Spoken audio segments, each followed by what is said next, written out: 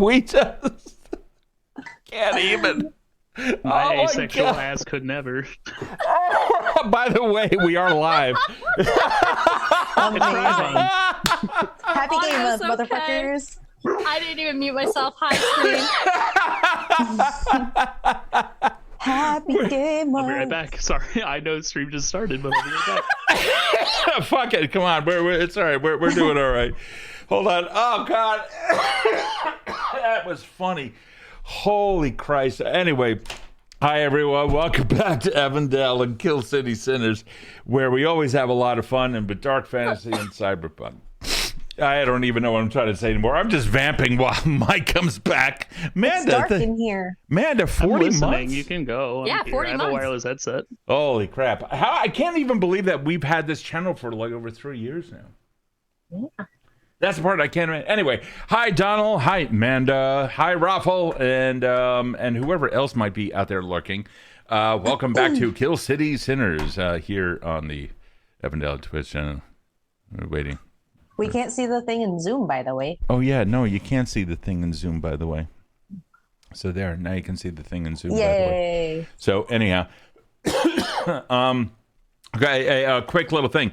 If you guys are interested in some high fantasy funness, come check out Branching Out, a Leshy's Tale with Erin all the way down there on Mondays at 8 o'clock Eastern. And next week, not tomorrow, Thursday, but next week, Game 0 of a brand new untitled Pathfinder game with some faces that some of you may recognize here on the Evandale channel. So, and some names. So, and it's going to be a damn good game. Pretty much designed by the players, which is like really, really fucking cool. So come and check that out on Thursday evenings, probably starting off right around the 8 o'clock, 8:30 hour, or what have you on Thursday. So that's going to be fun. I know, Donald, I'm so excited. Yes. Erin, did you see the thing that Alex had posted in fan art? Yes, Alex, thank you so much. Bramble is amazing and Barbara's perfect. Oh, so that reminds me, I have not yet been able to do it, but when we start going to intermission, fan art is going to start. We're going to have a cycling fan art gallery here on the streams. So if this is something that you guys like and you want, there is a channel up on Discord, discord.gg/Evandale. That'll get you right to where all the Evandalian goodness, and there and you can meet some fantastic. Hey, Donald! Wow! And Zen, thank you, Zen. Holy crap! Did Zen? Oh, what? A hype train just started? Yay! Oh my God, guys! Thank you so much for this, Donald and Zen. Doing it and for Hacksaw. 1,000 bits. Doing it for Hacksaw. Are we doing it for Hacksaw? Yes, absolutely. Protect We are them now. at all Holy shit! costs. Wow, they are up to level 2 already. Holy cow!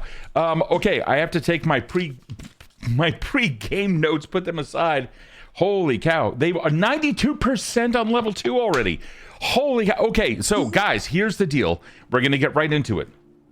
Where we last picked. Hey, oh, by the way, any other announcements or anything like that? We just hit 100% of level 2. Thank you, Zen.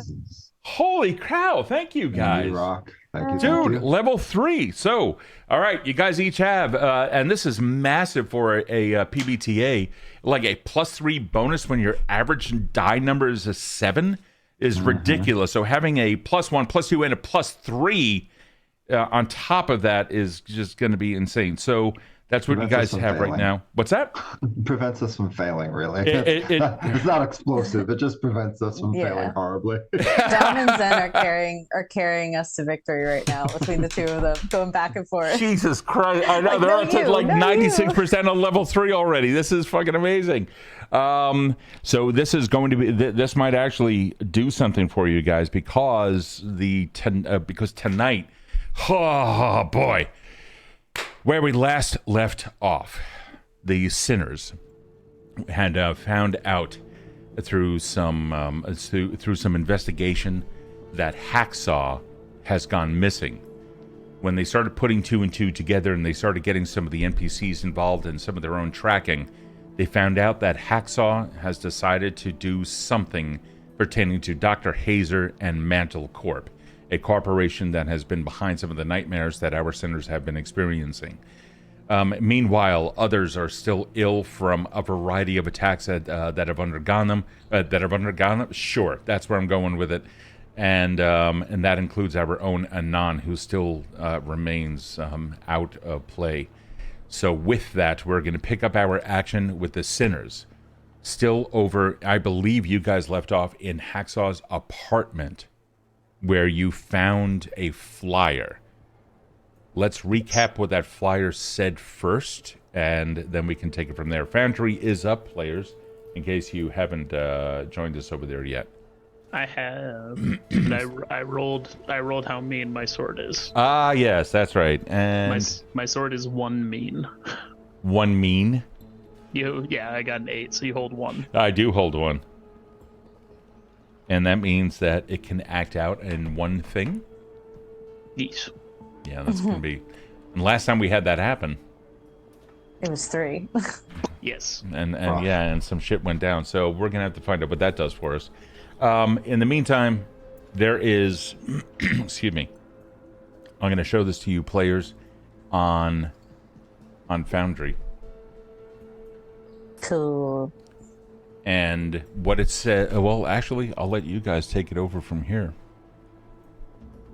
Who had the flyer? I'm pretty sure I picked it up. I could be wrong. I'll pick it up now. Oh, you. Unlock the future of humanity with us. Are you looking for an opportunity? Unfold this piece of paper, man. I hate the way they fucking do the old school stuff.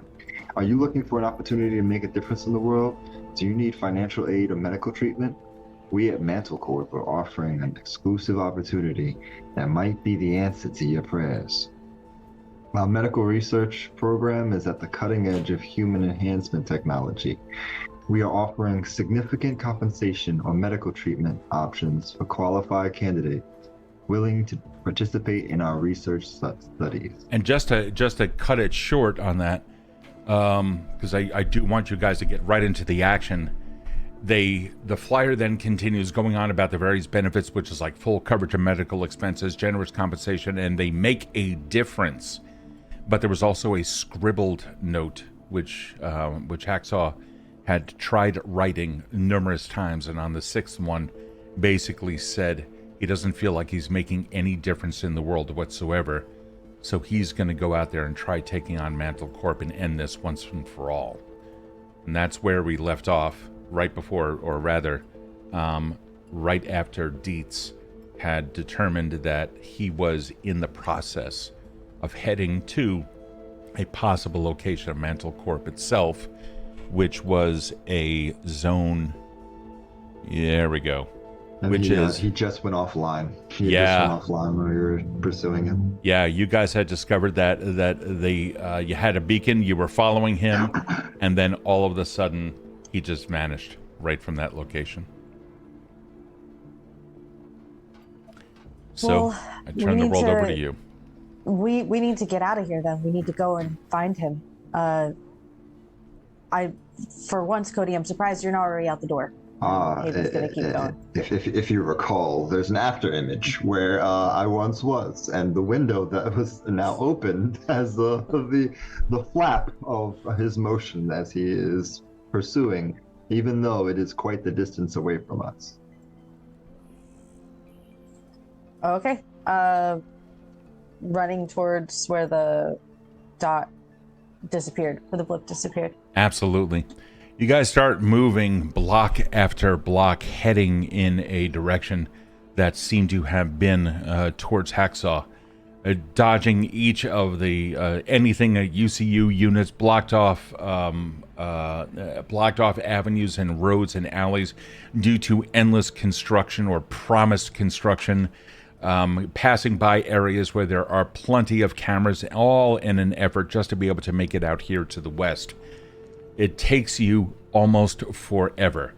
In order to, by the way, the chat is also doing some amazing stuff over there. They reached a level 4. Each of you Holy now have shit. a +1, +2, +3, and +4 that you can add on to a roll. In order to keep things legit, Well, players, actually, I'm going to turn this over to you. Typically allow you to blow your load, which is, I mean, it's completely unnecessary in this case. But you can add up all of these things at once, so that would be a total of like plus 10. So if you rolled a 2, you can add 10 and get 12 plus. So I don't know if you want to be able to do that. But you know what, screw it. That is an option because you can only do it once per game. And that also means that you guys can get 4 advantage, so you can re-roll a failed roll if needed and take the best of the 2 results. Heading west, you guys are dodging each of the various difficulties that Kill City presents. As I said, from promises of construction and shut down roads, it becomes more and more difficult. Where the further west you go, you also begin realizing that any kind of humanity that the city had, just emblazoned in its neon lights, sputters out the further west you go. You start seeing more and more houseless people everywhere, even though the buildings around them are there.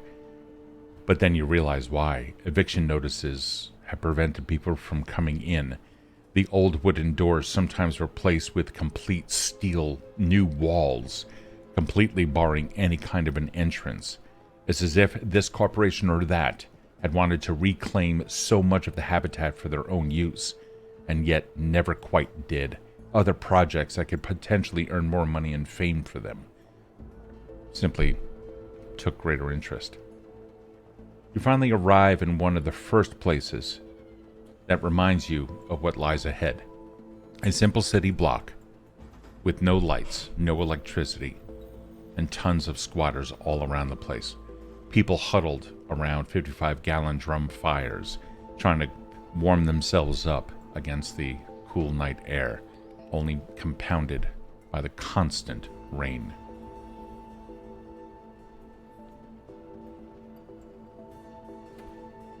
Is there any indication of where Hacksaw, like what direction he would have gone in? Any like he's a big dude and a clumsy guy, so if he's desperate, is there any sort of like knocked over a trash can, busted down door? Everything in this entire region is knocked down trash cans and busted down doors. That's fair. I'm That's gonna fair. go to one of the people that's kind of like standing by one of these barrel fires. Hey, you see a real big feller, maybe 7 feet, 600 pounds. I'm talking huge. Come by. Oh, maybe. Oh, jeez. Here, and I'll All give right, him a and what do pet. we need to make that a yes? He holds out his hand, half like moth-eaten, mittens still on his hand, the remnants of leather gloves on the other. I give him one of my creds. He takes that, fully understanding this can buy him a new gun. He's like quickly stashes that in. Yeah, he came through here about 3 hours ago. Headed off in that direction. He seemed really determined everyone just simply cleared out of the way. That direction, and I want him to specifically point to which alley. Yeah, he looks straight down the street. There's only one location. You can see that the street, you can see lights like usual. Neon signs, brand new, perched on collapsing buildings. All of technology in this area is still new and still shining and providing the majority of the light. The street lights themselves don't even work anymore. So the entire avenue straight down until it finally disappears into blackness seems a fantastic irony of corporation versus human life. All right, be well. Come on, guys. We gotta go. We gotta hurry. 3 hours is too long. This is the direction that he had indicated, straight down this nameless street, slowly disappearing. But the last thing that you remember is that his beacon had disappeared over here. This was the beginning of the blackout zone. You guys are now 1 block away. Take it from here. Kode, having a general idea of physical movement based off of how anybody needs to run anywhere, especially in terms of like getting out of someplace quickly or going someplace quickly, is going to try to get a vantage point about where the pointer is, Sure. 1 block down from that position, and he's going to climb the nearest point he can to get an idea and visualize a heat map, how he would run. So a moment of what it would seem like if he were carrying something like Sure. a large sheet that would be the size of Hacksaw, how he would move in order to get to a destination if he could no longer be tracked. And he's going to look at several different pathways, one going down the street, possibly one going into a building, possibly visualizing what would be the best passage to go. Absolutely. So you manage to scale a wall doing what you typically do. You get up into an area, you cling tenaciously to a fire escape along the side of a building high up, peering down. You use your visor, and you had indicated that there was that you were going to use like a heat map. You like kick up thermal sensors on your visor? Yep, and I'm going to add and use a skill called Art of Pursuit. Ooh, it's a move. Okay. And I got an 8 on that. Okay, it's a partial success. What do you have on it? It says when you assimilate all information, you have the unavailable target, basically where he was. I know enough about Hacksaw to kind of guess that he's going, and it's hard for him to do a breakneck turn in any direction. Sure, yeah, that's true. I'm gonna spend that hold. Actually, I generated one, so it doesn't even matter. But I generate that hold to discover the position or weakness of where they are, since they're at an exploit of their life. They seem desperate. He understands that he wants to do something. I don't believe it's something that he is needing to do out of tactical autonomy. This is more out of desperation. So he's basically running for his life. Absolutely. Yeah. You start picking up a sense of desperation, but it is quickly overcome by anger, and then a myriad of expression of excitement and fury. It seems to be coming from a building not too far away. I'm going to show you the map again. Okay. Take a look right here. Whoop, hold on 1 second. Okay. Right down in this area here. Pretty much blackened out. There's some buildings here and what have you. It's just black out. That's all that is. It's not an empty area. This whole area here is just completely filled in. But there seems to be some activity that's going on down there. And every now and then you can hear a hoot and a holler and some excitement. And then just some mild talking. It seems to be the only location around here that is doing something other than whispering. I'm up on this kind of busted fire escape on the side of this building. I'm gonna close my eyes and tap my visor. Hey, yo, Haven. You're muted. Haven. Sorry. Yeah, no. sorry. I tapped it. It didn't. It's raining, so it didn't catch. It's all good. Yo, can that thing, you have the thing that helps you see better. South west of our position, out into the blackened area. It's like an L-shaped thing. I can't open my eyes right now because I'm getting used to this color thing. You can follow him. He's angry about something, but there's something else. Like, I lost him, basically. And before you pick up on something, I have a question to ask you, Cody. Yes. Are you clinging to the underside of a fire escape or standing on top of one? I'm clinging to it. Like just to the underside of it? Like, yep. You know, yep. Okay, cool. Oh, wow. So you're doing like a Spidey thing. Mm-hmm. You feel something lightly step on your fingers.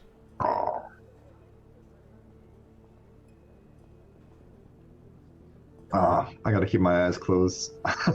And then you can feel it step on your other fingers while also stepping on your other fingers.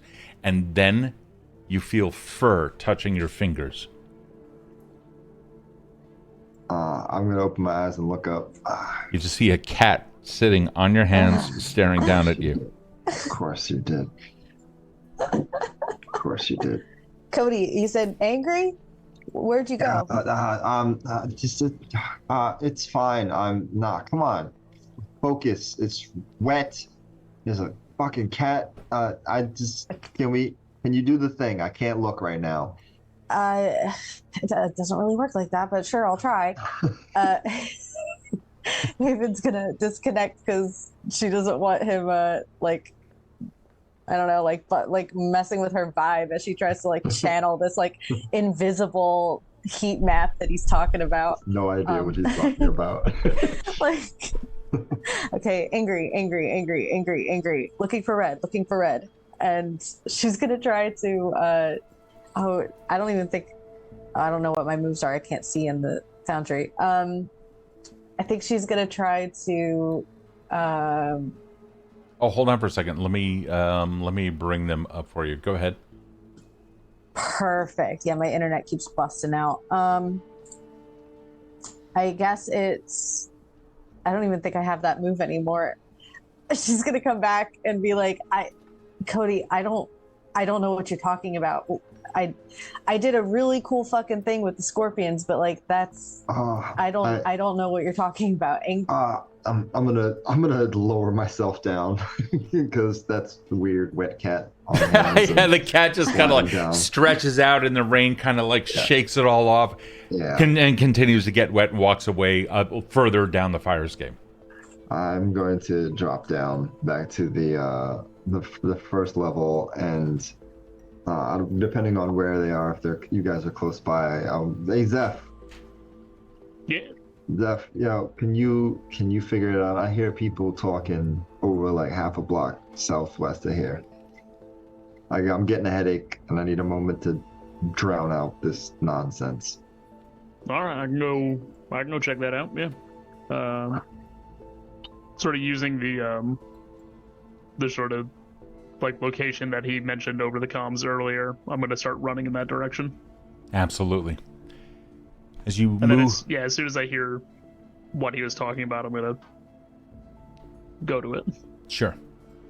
You start coming down the way, and perhaps for the first time in a very long time, maybe with the exception of a small few things here and there, such as a darkened closet or the inside of an abandoned tenement, you don't see the pervasiveness of advertisements and broadcast. You don't see much of anything. Instead, you can see some burned out buildings and other things. On one side, of course, there's still some lights, some apartments are there.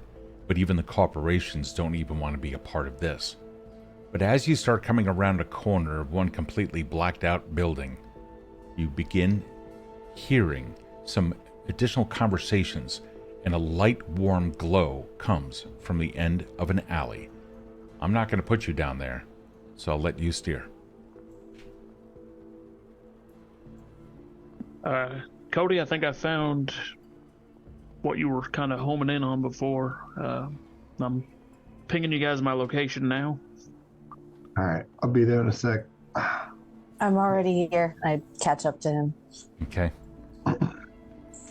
It's going to be fairly easy for you guys to get in there, but you will be coming in from a side view. Let me put you on the map, and then you'll see what I'm talking about. The first thing that you notice is once you make your way into this area, is it is completely overtaken by humanity. You see beyond a gated door several people standing around what appears to be a pit of some kind. Some of them drinking some whatever liquid happens to be on sale. And every single one of them looks like that they have lived a tough life out here in Kill City. You can hear the stirring motion of somebody up on a balcony above you. Hey, we got visitors! The guy up there looking down at you. Yeah, I gotta look up and tip my hat to him. Howdy, yeah. Come on in. Don't mind if I do. All right. Haven's gonna kind of slink off to the side here. and count how many people. I think I could see 1, 2, 3, 4 from my angle. You could see a lot more than that. You look across the pit, and and everyone here they all look like they belong together in one way or another. Some are sitting on furniture which has been left out to be weathered by the weather for years, and that's all that they have. And this entire place is of depravity and chaos. And that's when you realize what that pit is. Blood-stained steel floor. This is a place where human life is reduced to a mere spectacle for the entertainment of a hardened gang members that you now see, some of which you might even recognize as underworld operatives, just taking a look at various sigils that they may be wearing.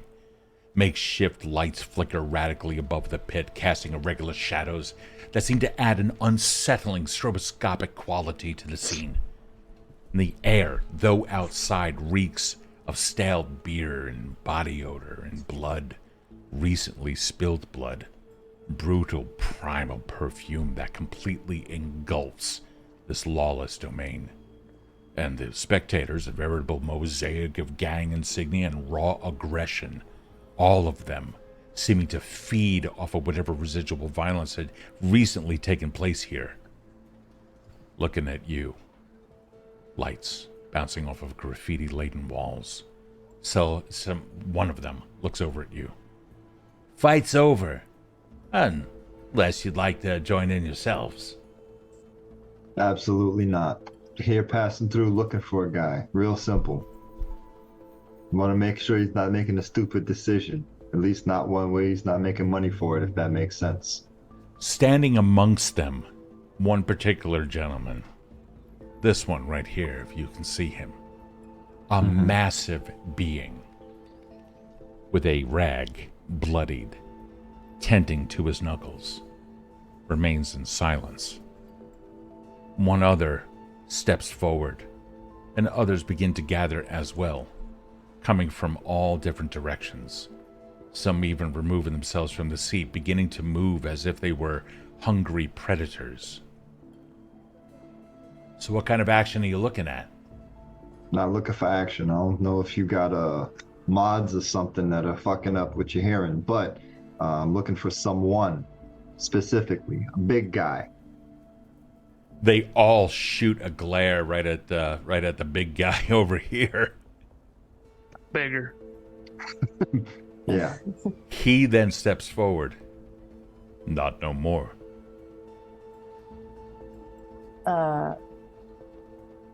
What do you mean not know Yeah. more? And very carefully tell us, what do you mean by that? The one up on the balcony, you can hear what seems to be some kind of a gun from above you. The two who were sitting on the couch, one of them hops back up on the couch, then hops back up on the vent looking down at you. The other one comes close as well, kind of barring off entrance to this area. Very carefully, huh? Yo, So, guy. if you want information, you're going to have to pay for it, and you're going to have a choice. It's either going to be credits, it's going to be weaponry, it's going to be your clothing, or it's going to be you in the pit. You have a choice. You came into our location. Hey, you gave me the option of clothing for information. I'll give you my fucking pants right now to get you to stop saying this dumb shit right now. No. We're looking for a big you- guy. We're looking for a big guy, not hard. Boys, can we all just get along? And I'm going to cast Sling. Okay, describe it. I need you to make the move. Yep. So as Cody's getting louder and louder in his villain arc, Haven's kind of like backing up a little bit and noticing that everyone's kind of like ready to snap. So she holds up her hands and takes a healthy step forward. Boys, it's all right. We can all get along, right? And to Cody and herself, I need you to roll. I need you to roll first. It would be, I want to roll. Yeah, how are you feeling Cooperate. about this right now? Well, it's going to be the emotion that I'm going to spike out. It's not how I'm feeling. You're going to be rolling your state plus flow. So what state are you in right now? I'm rolling. Oh, you're right. I'm so sorry. I'm in a probably feeling a little irritated by Cody's continuing amping up the situation. Okay, so give me mad. Mad 'kay. plus flow. It's gonna be a 9 plus Ooh. 2 flow. 9 so plus 2 flow. Okay. 11. That's a big Okay. boy roll. All right. That's a That's not big bad. boy So you roll. get to choose two. So you get to spike out an emotion of all in your choosing. Of your choosing in all those present. I mean, you can't exclude it. You're just going to send it out as a wave. You can exclude someone from your sling. And that's going to be one person that you can exclude. You can avoid suspicion and notice. Or you can inflict a harm to anyone around you. Yeah, no, I'm gonna do spike out an emotion of my choosing to all those present, and I'm looking Cody right in the eyes as I do it, and avoid suspicion or notice. Does what? So avoid suspicion or notice. Oh, okay. So to Cody and myself, it just looks like this like fuzzy blue like energy just kind of come down and cover the place like a fog, and like a cotton candy blue, and I just kind of shrug when he looks at me. I'm like, you want to be an asshole? Yes. So everyone's Kinda. peaceful in this area just got spiked? Everyone is now cooperative. So I guess it would be. It's going to be a no state. It is peaceful. Yeah, it's going to be peaceful. Okay. Everyone around seems to get a little bit of as a wash goes over them. Cody and Haven can pick up on the colors. To everyone else, the only colors they see are the only colors that they've ever been raised with. Whatever remnants of advertising are still around them, or the lights that they've managed to scavenge to hang up in this area. Shoulders begin to relax a little bit. Even the big guy seems to be okay just for the moment. But you know that they're spiked. All right. So Maybe we come off just a little bit harsh, but you have to understand that you came into our area unannounced, and we're running a racket here. And it's very, of course. very simple. You want information, you have to pay for it. Those are the rules. How much? I already gave you our price, love. You can fight for it if you want. I even like spiked out peaceful. I think I'd step forward at that and go, what kind of fight we talking here? Everyone, all of them immediately look back at the big guy, and he steps forward. A friendly match. All right. He turns, as soon as you say all right, he spins around on heel, walks over, and jumps right into the pit. And everyone else is just like, yeah! And they start, a couple of them, some of them go over to a table and start grabbing some bottles and whatnot. The guy up on the balcony continues to stay over there. This one scrambles on top of this collector, completely destroyed by graffiti. You have no idea what was what's inside of that collector. Others then like hop up on old AC units and vents, etc., and everything starts coming to life. You begin hearing jeers and the excitement itself. The peace that it was there is now replaced by actual excitement and no anger. Excellent. Oh, you're coming in. Oh, Yeah. shit. Oh, God. The big guy looks at you, and he holds up gloved hands. Fingerless, gloved hands. You see no augmentations on him other than in the jaw area.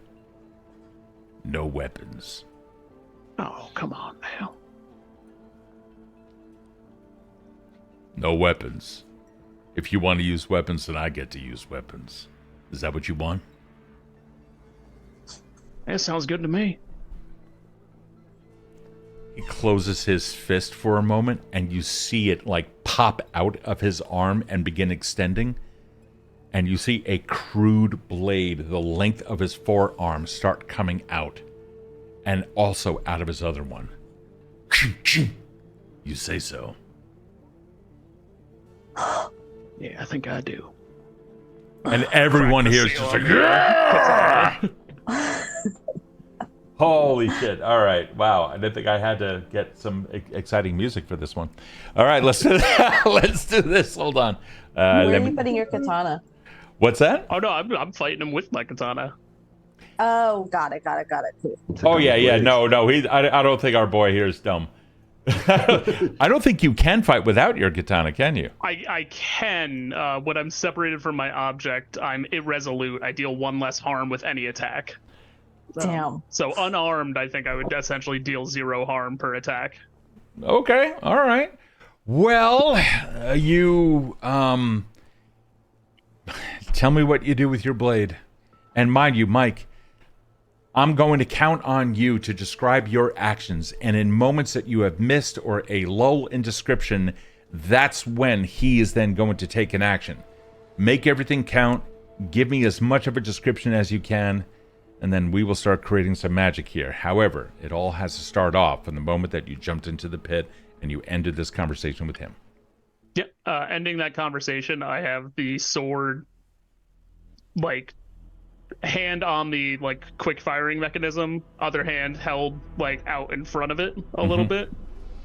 It is like all like echo of cowboy swagger is gone. This is like a full-on like samurai just like standoff, and I'm waiting for him to approach. He starts pacing back and forth a little bit, moving forward into the center of the ring.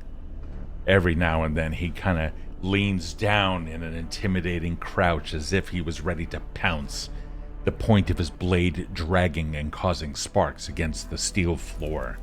The grating that he happens to come across seems a little bit wobbly. He takes a step back and kicks it up, catches it mid-air. 2 hands, great as a shield, and 2 weapons poking from beyond that. Let's see your moves, kid. Oh wait, you're just gonna stand over there? And he comes charging right up at you. As soon as he's within sword range, I'm going to quick draw the sword on him. Okay. And I'm going to. You immediately feel a little tinge of vibration coming out of the blade. I thought this was going to be a peaceful venture you can almost hear in your head. No, we're doing this your way. And then the thirst begins. Yeah, I'm gonna kind of like sweep up, like knowing that this sword is enough to cut through a grate like that. Okay. And I'm aiming to cut off one of his arms. Oh, okay. That's gonna be a little bit difficult, but let's see what you can do. Go ahead and roll. You're using a negate, I assume? Neutralize? Yeah. Okay. I don't have neutralize as one of my things, but this is my element. I'm feeling powerful, but I am spiked out peaceful, so on this one I'm rolling a different Yep. So I'm rolling it at a -2. That's right, because now thank you for that reminder. If you are spiked out on something, I believe you get a bonus on the peaceful, but you also get negatives on other things that you try to use. So yeah, I'm using alleviate here technically. Okay. So I'm rolling this at as powerful at a -2. Okay. But then after this roll, I'm no longer spiked out. All right, let's see what you got. All right. 2d6 -2. You should be able, right on your sheet. You should be able to cast your or bring up your stuff right there. So you rolled a 4 minus I rolled 2. a 4. I'm gonna use my 2d6 -2 is a 4. I'm gonna use my +4 and my +2 to put that to a 10. Yes, All right. thanks, Well, exactly, man. This is exactly what this is for. Okay, so you can use your +4 and your +2. That's a 6. Now you get a 10+. Describe your action. So I'm also gonna use one of the tags on my object. We are potent. Whenever we would inflict harm, we may inflict an additional +1 harm. If we do, we must also increase the object's hunger by 1. Oh, so fuck! I think you guys have seen the the sword come out before, and it's always just like kind of like a quick like flash of steel. As the sword comes out, there's just like lines of like red pulsing in the smart linked arms, and as it catches onto the hilt firing out, just like red light blazes along the edge as I sweep up, like, through the grate and try to cut one of the arms off for 3 harm armor piercing. So good. Oh my god, the armor piercing is what's gonna fuck. So we're going to count that grate as some of the armor that that your blade ends up just chewing through. Whatchamacallit, on his, we're going to say it's his left arm. You're a righty, aren't you? Yeah. Yeah. So when you come swinging up, you manage to the grate itself just completely collapses, and you see and the blade continues its journey, cutting straight up the jacket. I'm going to say that the grate itself had 2 armor on that, but it's armor piercing. So in this case, does it actually just ignore the armor? I don't know. I'll say -1 armor. That seems more fair. Okay, well, in this case, so either way, the grating's completely chopped apart, and you can see like some pneumatic fluids coming out of his chest, right through his jacket, through a clean cut, but also mixed with a tinge of blood. How much harm did you do in total? 3? Yeah, 3. Okay, so with AP, 3 harm. A crimson flow starts coming out of his chest, replacing some of the actual pneumatic fluid that was also that initially joined it. You realize, just as he takes a step back, you're gonna suffer for that one. And as the blade came up, he grabs the blade with one of the arms and begins to twist, trying to get the edge of the blade like on this side of yours and take it completely away from you. That would be a fun thing for him to do, if not for one of the moves I have. Yeah, okay. No dice. For NPCs, anyone attempting to remove your object by any means are all but impossible unless you are at their mercy. So I think that the way that would manifest here is as he's trying to like wrench it out, it is just like a kind of like headbutt, foot stomp, like shove back. Okay. Probably stronger than you'd expect from Zephyr's kind of like wiry frame. Okay, well, let's see what you got behind that. Yeah, I'll roll. And I'm no longer spiked out, so I can roll this as I normally would in a fight. Okay. That would be an 8. It is an 8. It's a partial success. You managed to get a good head putt off of him, but that's when you realize that, well, you kind of stirred his gravy a little bit. Your head is also starting to reel. He's got some implants up here that's really fucking hurting you. Not only that, but while he was binding up your weapon with his one hand, he managed to get this one in there. Bam! Nice little jab right to the ribs. 1 harm to you. Okay. All right, then. And then he just pushes you off for a second, releasing the weapon, realizing this kind of tangle's not going to go his way. He drops both sides of the grate and is now going to take a quick little step back just to rearrange more closer to the center. And you can see his left...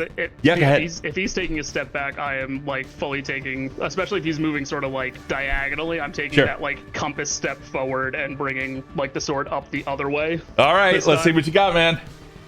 I'd say that you're continuing to feel rather powerful about this whole exchange. Oh, yeah. Okay. Oh, fuck! A 12. Do you happen to have an advanced move by any chance? I don't have an advanced move. Okay, so not that's just a 10 plus. But, yeah, dude, give it to me. What's the goods? Yeah. I'm doing the same thing. No, you know what? I'll leave this one unpumped. So this will be just 2 harm armor piercing. But the harm my weapon does sustains me, so I do sort of like, I think on the one hand that had like the red lines going down it when the blade kind of like flashed red on the first strike. Yep. The other hand is now like higher up on the sword, and it's just like blue light going down into my arm as like the bruise on my forehead kind of just like fades back to normal skin coloration. You bring the blade up all with the intent of like cutting through whatever remnants of armor that he may have. He manages to he tries to attempt to block the blade, but you simply glide it right past his defenses, get him right through the shoulder and drag it down a little bit, dislodging whatever it is that he has as an arm on his right side. catching through with his left arm. He tries coming in for a jab, but you also manage to dodge that completely. He doesn't manage to get any swings on you this time at all. With blade now stuck inside of him, you can feel it. Something. It doesn't actually drink blood, but you swear this blade is just, this is what I need. I think I want to try to give him an ultimatum here. Okay. Like with the sword there, like kind of like kindling that same red energy in my arm, I go, now fella, I know you said this was a friendly fight, and if you want to say you lost this one, we can keep it friendly. But if you're not willing fuck off, and he just jabs straight at your head while you. I was trying to use the ultimatum. Oh, go ahead, man. Yep. When you say what you want and what you will do if you don't get it, roll on a. You don't get it. so I don't get it. So they have to choose either make me carry out my threat or back down and give or back down and give me what I want. So my threat here is I'll decapitate you if you don't like yield this fight. Essentially. Yeah. There's not a chance. This big brute. You can. Here's an interesting thing. Now that you've been close to him, you pick up on a scent of cheap cologne that you've only known in one place. In Hacksaw's apartment.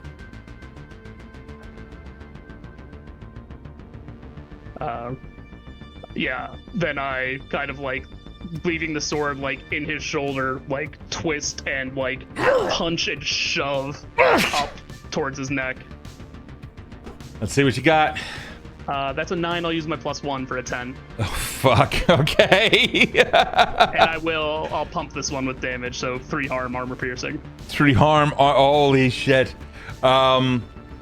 There's a quick. You see a zerk of circuits beginning to fry. There is. Hold on. Let me move this over here. You see a wire suddenly loosen itself, and another one. A little bit like more fluid comes out. His right arm collapses on his side, completely held in place by the leather jacket that he's wearing over it all. He tries swinging. You end up ducking underneath this haymaker that would absolutely send you off into the next dimension. You end up coming through him one more time. The katana now starts stretching across his body, wrenching his arm off. And you can hear a powerful thud as that arm lands down on the ground. Drawing straight across, you see a spray of blood open up on his chest. You do another 3 harm. He's standing barely. You can see him trying to breathe. Whatever mechanics are driving this brute are not succeeding.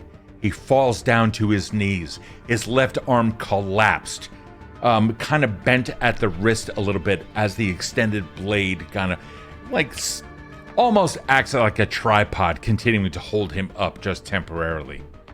You fuck off. He tries bringing his head forward right into your nuts. I just bring the sword like up in a sort of. Give me a roll.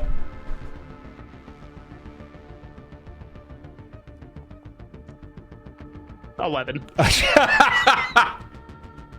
You see the mechanics of his jaw split as the metal grinds against metal, and the blade finally catches bone, then muscles, sinew, and everything else. Not even a thin, wispy line of red appears upside his face. It simply cracks open just a little bit, giving an inhuman appearance to the corpse in front of you. I think I kind of like hold that pose with like the sword like held overhead for a moment, and then kind of down to the side, flick the blood off it, sheath it. Everyone goes quiet. Kode, those that are around you, they don't know what to say. But one of them does step up to you. The one over here behind you. From my sleeve drops a yo-yo. Can I help you? Your boy got beat up pretty bad. Oh, no, I was rooting for the one with the sword. I'm not talking about that boy. I'm talking about the guy that was the fight here just about an hour ago. He left up through that alley, and he indicates on the map in the northwest direction. I look towards Haven. I'm headed that way, and as I walk by this guy, I'll say sorry for your loss. It don't mean shit to us. There's always more people to fight. Besides, he's now free of this fucking state.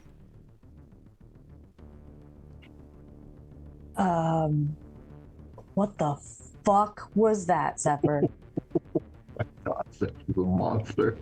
I'm gonna like gather Zephyr up kind of and shuffle him away. And you know what? We'll walk and talk. We're gonna walk and talk. Everyone here is fine. And I'm like stepping. As Go I'm ahead. stepping out of the as I'm kind of like stepping up out of the ring with my object at 3 hunger, I think there is a distinct lack of like cowboy swagger, and it is more like straight backed, like hand on katana, and kind of just like sweeping gazes to everybody, just like, so the information we were after. It's that way. It's with Kode. Right. I like step over the body and like kind of give it like a good little kick on the way. But I think as Zephyr passes me, I sort of like react aversely to the katana. Like I've never seen Zephyr slaughter somebody before. So I think as that happens, there's like a moment of fear, like, is he good? And then I'll follow him out where Kode was. I think Zephyr kind of looks to Haven, wants to say something reassuring, and then doesn't. Kind of recognizing what just happened, and kind of like goes off in that direction, kind of following in silence. As you exit Because I'll be out, right back. as you exit out, you can hear footsteps running up behind you. It's one of the other gang. No slouch by the looks of it, but he slows down about 10-15 feet away from you. That was a fair fight. Yep. There's an old place. It's run down. Several blocks past, west of the end zone. You'll know it when you see it.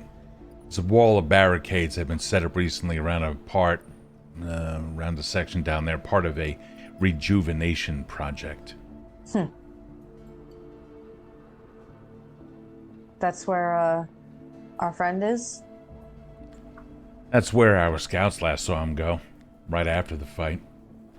He's in bad shape, though. He's in real bad shape.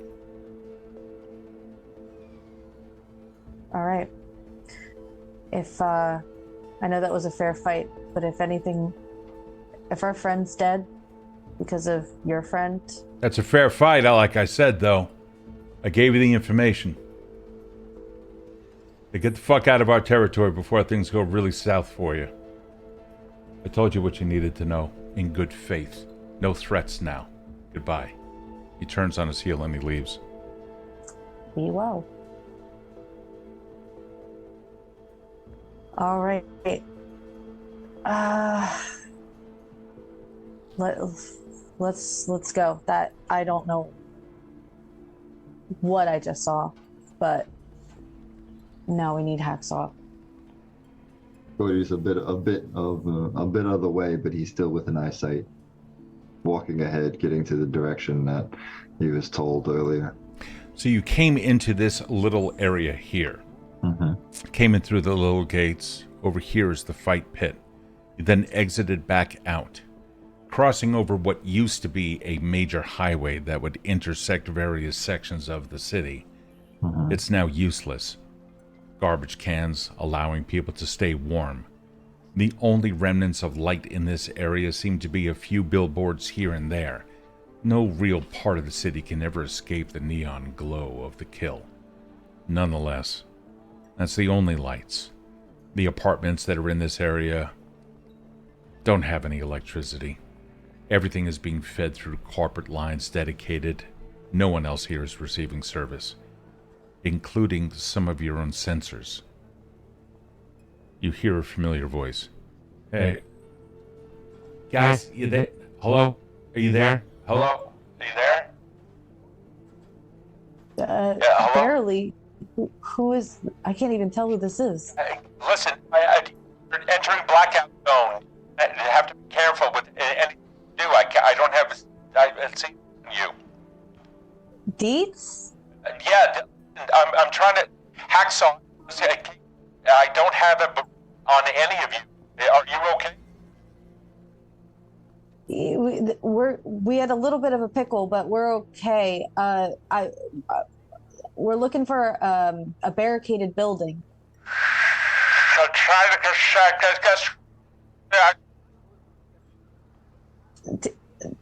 to we'll call you later. The line goes dead. All right. Well, Eyes in the Sky are out. Up to us now, guys. I'm going to start going ahead and looking for the barricades. You do.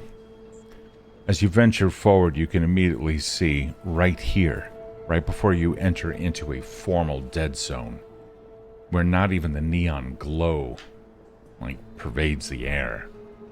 You can see a series of concrete blockades that have been set up, including a ramshackle gate, complete with barbed wire over the top.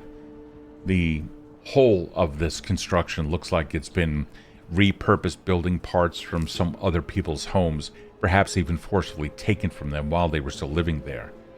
But above it all, you see a nice little vinyl sign. No electronics. And it says Clean Creek Global Industries. Construction Zone. Rejuvenation project under progress. Please pardon our appearance. Oh my god.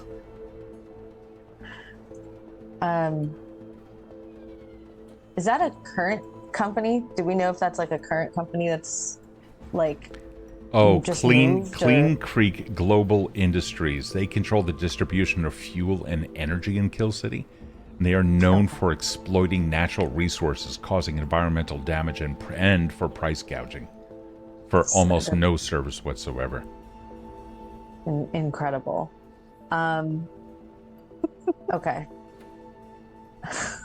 Well, I look at the sign. At least it's organic, right? Oh, sorry. Are you? Sorry, before we go any further, because we don't need to be reaching Hacksaw and then have you literally hack him to pieces. Are you good, I Zephyr? wouldn't do that. Yeah, I'm fine. I'm fine. It's You feel pins and needles on your right fingertips. Almost like you're in a duel standing opposite Haven. The blade begins to call out. Because if this... please. No. It's no. It's fine. It's fine. I kind of like I click off the right arm, and hold it out to Haven and go, here. What's this for? That's my sword arm. It's my quick drawing arm. If you're worried about me, you can hang on to that, and then I have no recourse for using the damn thing. You start feeling... it's like a well of anger that tries reaching out however it can. Almost like electrical tendrils that tried making connections somewhere within you. Somewhat ineffective. It remains, just under the surface, a reminder of how beholden you are to it. Haven, just over Zephyr's shoulder. You see some hopeful people, strangers in this area. Maybe you can give them a credit. But something about Zephyr has also set them off, as faces disappear back into the shadows. Hold on. Zephyr, I'm not your babysitter. Take it back. And I shove the arm back against his chest and move past him towards the people. We're friendly. It's okay. Yeah.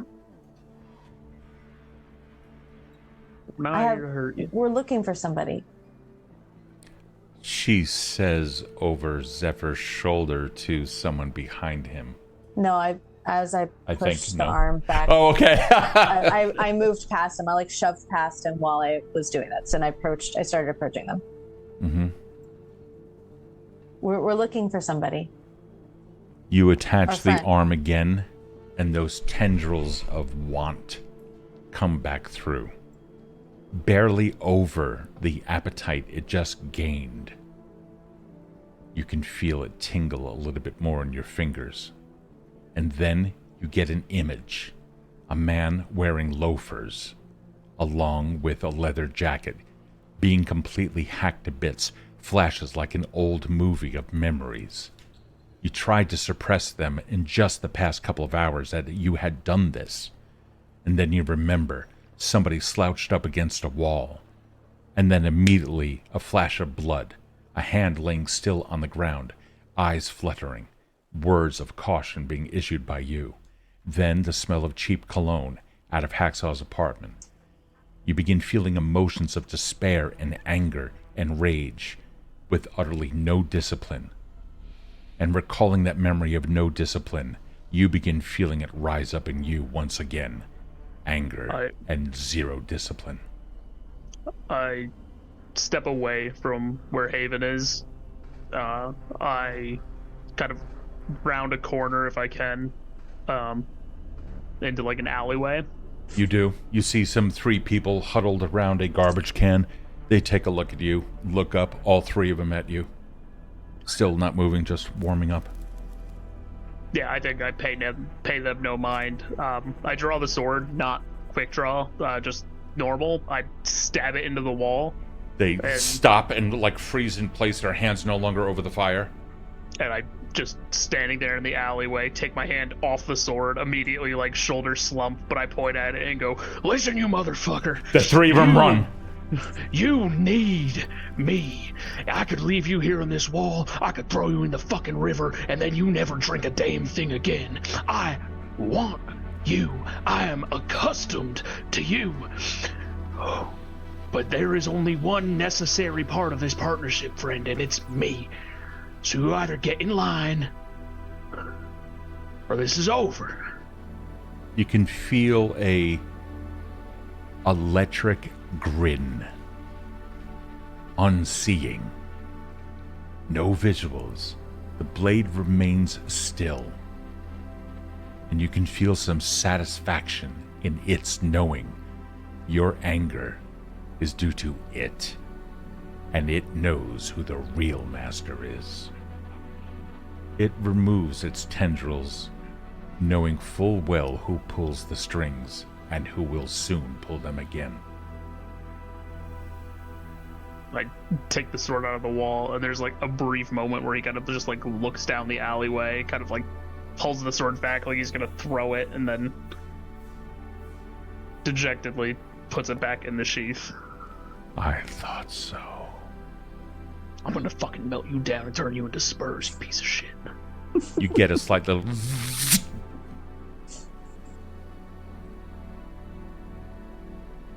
And then I come back out of the alleyway, which was obviously very audible. I didn't step that far away. I was like in the middle of telling them like he's fine, he's just a little angry, and then like we hear that whole scene take place. We're looking for our friend. Do you know? He comes around the corner and they like look away out of fear and slowly scatter out of sight of this area. No. Fuck. Zephyr, I swear to God. Control your shit. Control your shit, okay? Yeah, I'm trying. That, it might be hard to believe that was me exerting a bit of control over the situation. Would you have preferred that I turned on one of them? For you? I don't think so. So, sometimes you need to have a shouting match with the partner. Okay, well, I've had a shouting match with you and with Kode, so I'm all out of partners here. Let's fucking go in this building, I guess. And she's like angry at this point. I think the rest of her rolls are gonna be plus mad. Up ahead, Cody has decided to scout just to see if you can find that building at the end of the passageway. He said the guy did say I would know it if I saw it. And he was talking about the barricade, and okay. Yeah, that's the Clean Creek. Yeah. That's the end zone. And he's looking for like passageways, and I used analyze. It's got a 9 to ask two questions. It's got a 9 on it. Oh, nice. Okay. One is going to be where is my best way in to where Hacksaw has gone, and the second one is this going to get worse before it gets better? So if we take a look at the map, where the pin currently is where you guys are. The blockade eats up the whole length of this road right here. You can see a boarded up door right here. Something about that, though, is telling you. You seem to remember being in a friend's house. You take a look at the style of the architecture, and most likely there's a side door right over here. All you have to do is just bust this down. That's number one. What was the second? The second one is this going to get worse before it gets better? You're taking a look at how the corporations have completely influenced this area and cut off anything. Or so you think. You're honed. You don't have many augmentations, and you fully understand what it is to have life that is completely intruded by them, by these corporations, and by everything that they sell. You're inundated with it, but only externally. You have the ability to turn it off simply by taking off a visor. Everyone else is accustomed to it and even takes it for granted, completely ignoring the things that are out there obvious. The veil is very much alive here. You can see small signs of it. Small little wires that are still running in various places, including some new construction on the street where underground cables. Your visor picks up mesh networks that weren't there previously. New networks. Things that don't exist to the average person. It is going to get much worse before it gets better, because they actually control this area more than they do any other.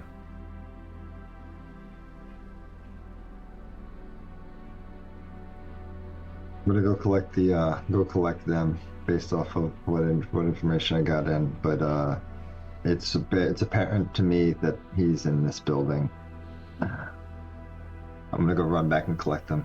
Your first question was, how do we get to Hacksaw's location, right? How do we get around this? The way in, yeah. That's not in. He's not in the building. Mm-hmm. You remember some of the architecture and the layout of a building similar to this. And you can go in through that wooden door if you can break it down, and probably exit out of a side door to get around this whole barricade. That's what that is. Got it. All right, I'm gonna go collect them because I'm not going in by myself. What's up?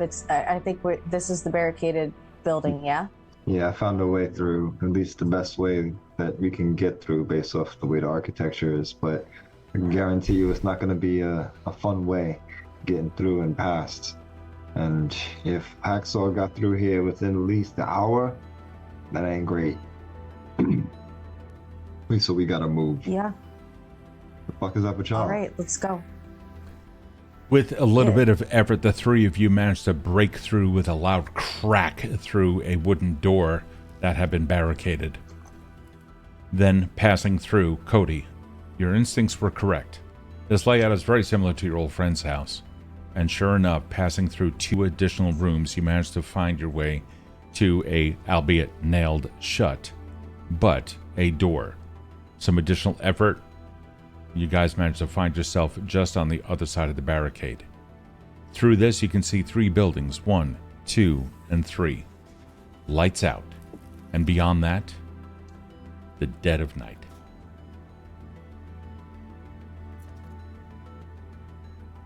Hey, Haven. Yeah. To avoid getting a headache, please help. I'm trying right now, and you telling me that being optimistic about what's going on with Hacksaw right now is the only thing. So I'm relying on you right now to help me find him. My guy, I don't have any flow left. The fuck is that? Never mind. I can't see shit in here. Zeph, The way I Yeah. Zeph, can you do something? I mean, as far as finding Hacksaw, Yeah.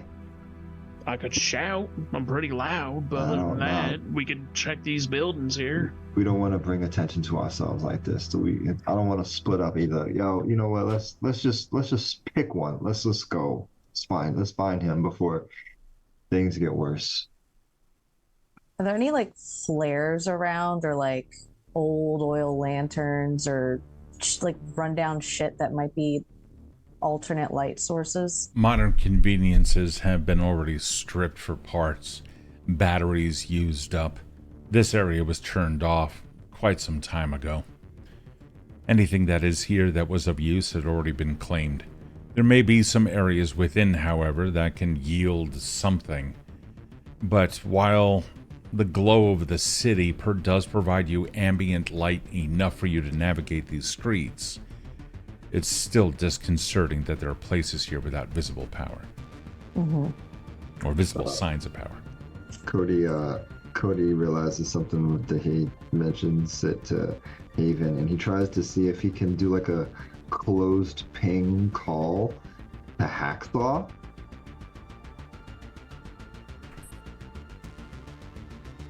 Are you using a move to do that? Nope, I'm just using this. Cody doesn't know any of those special things. How are you feeling in this moment about this? I'm actually mad. So why? I get nothing. I'm mad. Why? Because I'm doing something that is against my better judgment, but my better judgment is clouded by my rage. You hear a voice that you have heard many times in the past, one that kind of calls out to you. Now you're going to have to control yourself just a little bit. It's memories. Your mom's voice just coming back to you. It's the only memory that you have.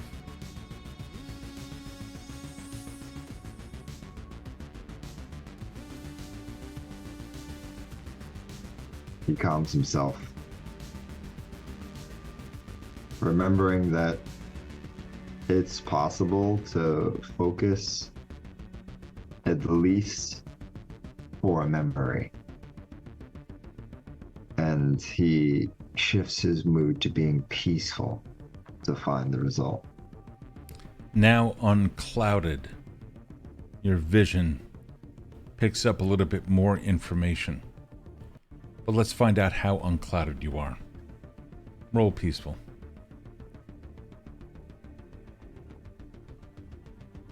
Seven.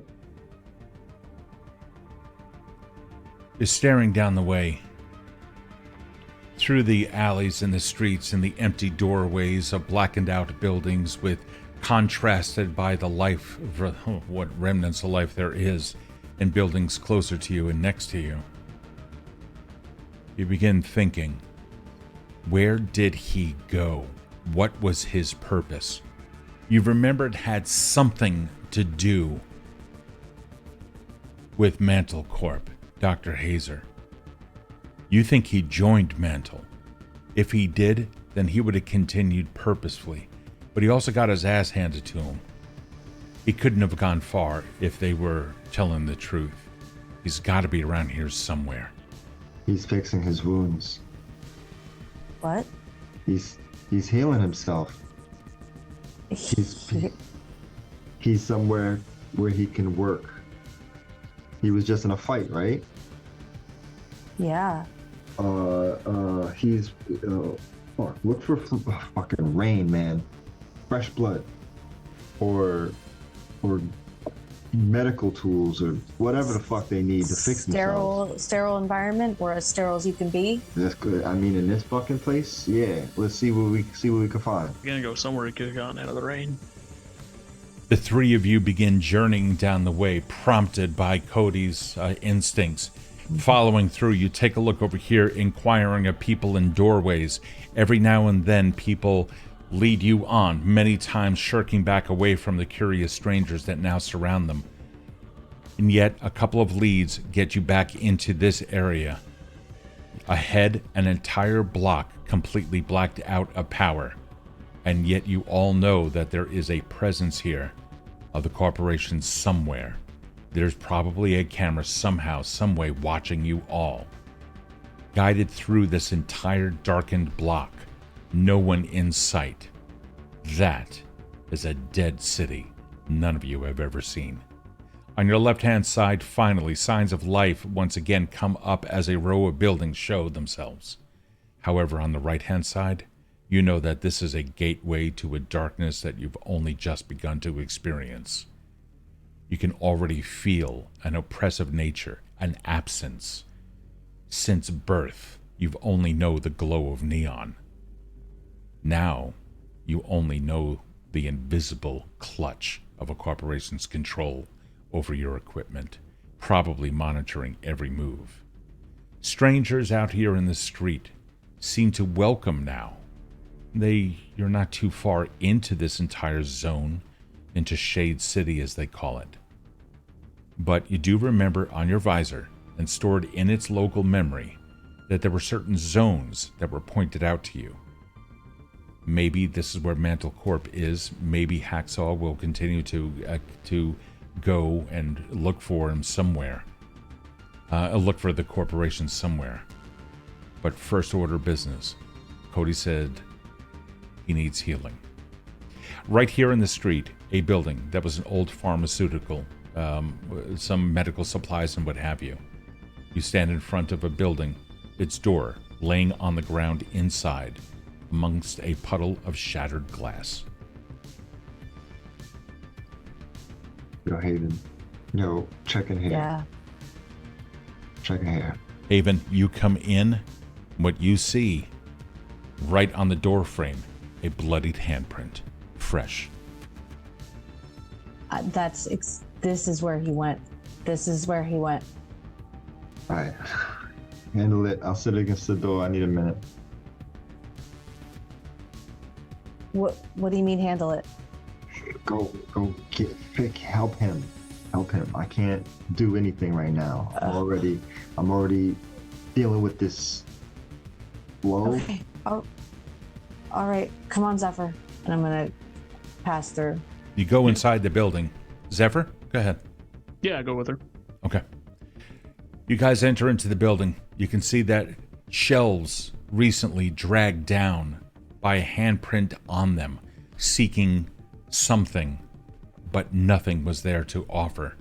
Shattered glass where old glass shelves used to be now occupies the floor. A metal frame of something picked at and took with it a fabric. Looks like tan, dirty canvas, the same color of Hacksaw's jacket. Taking a look around, perhaps even calling out his name. You don't feel anything in this area though, Haven or Cody. The building seems as empty as the rest of Shade City. You finally find your way in the back side of it, coming out into a completely blacked out area. Every now and then, the shine of a light somewhere at the end of a block as you stand in the middle of an intersection looking around. Reminders. Life continues to exist in the darkness. I'm looking for the same situation of like a busted down door and broken glass. The rain is occupying most signs of travel. Any drop of blood and what have you, nothing. So you resort to looking around, as you said, for other things. Most of the buildings in this place have already been completely poached, and those that haven't look completely empty even from a distance. You can see clear through rooms to other buildings. There's nothing else here that will give you an immediate clue. I'm about to shout his name if I don't know where else to look. No, that's a good move. We know we're close to him. Maybe he can hear us. Hacksaw! Where the fuck are you? You see a couple of lights like headlamps and whatnot look out, expending powerful batteries, people then immediately turning them off as they continue to peek. Reflections of eyes off of the glow of the city above before they disappear back into the shadows. As somebody's kind of like pulling back, I kind of go like, "Hey, you see a real big fella come through here?" Probably. And he immediately points and then disappears. The area in which it was pointed was straight down this way and off to the left. Yep, I take off running. Yep. And I kind of shout, like, as a second thought, I go, "Cody, come on through out the back!" He hops up, 3-point stance, runs after him. The three of you, you continue to go until finally you come across this other intersection, fully realizing the scope of your job. Here is the entire city, and you've only just begun. Some time passes. You take a look and asking strangers, those desperate to keep themselves warm in the cold rain as the year progresses into the cooler months. Traveling down a little bit more, a hopeful sign, a small pool of blood. No, that was somebody who just killed a dog. You continue down the way. You come across 2 other blocks, an entire family eating out underneath a canopy of corrugated tin. They even offer you some food. Some fire over some makeshift grates, entire 55-gallon drum barrels that have been completely cut in half, wood scavenged from multiple buildings all around, stacked up neatly outside of their home. Plenty of them, all armed with pointed bits of steel and other things like that, makeshift weapons, street signs that have been carved up into multiple blades of some kind, awkwardly sharpened on the edges. They look at you, curious. Are you going to become the next meal, or will you simply join them for one? You can see sitting on a spike a couple of rats and cats. Have you seen a big guy, injured, tan canvas outfit, run through? They kind of look at you for a moment, curious why it was that why anybody from the main city would want to come into Shade City. And they look at you. We see nobody that comes around here by that name, or by that appearance. Maybe. You see a small kid come over to you, smile a toothless grin, and hold its hand out. I fish out a credit for that. Kid takes it, runs back, hands the credit to the person. He takes it.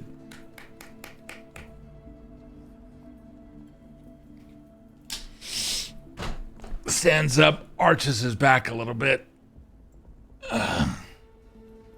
Big guy. Kind of busted up. Yeah. Come with me. It begins jogging at a light sprint. His muscles very able to carry him. He takes you down the block just a little bit. Down to here. Traveling down. Raffle, thank you so much for that, buddy. What? Oh, Stormbender 327 just got a sub. Yeah. It was awesome. Thanks, buddy. Appreciate it. Oh, Stormbender. Cheered at the 100 bits. Thank you. He continues traveling down the way 2 blocks and then comes over. This is where we last saw him.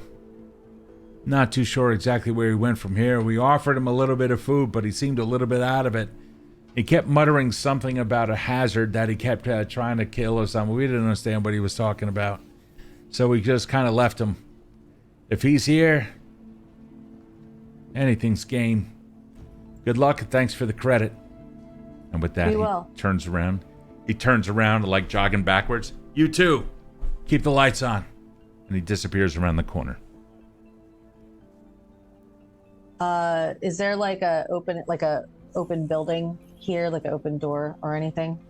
Well, of course, all these buildings are either empty or barricaded or what have you.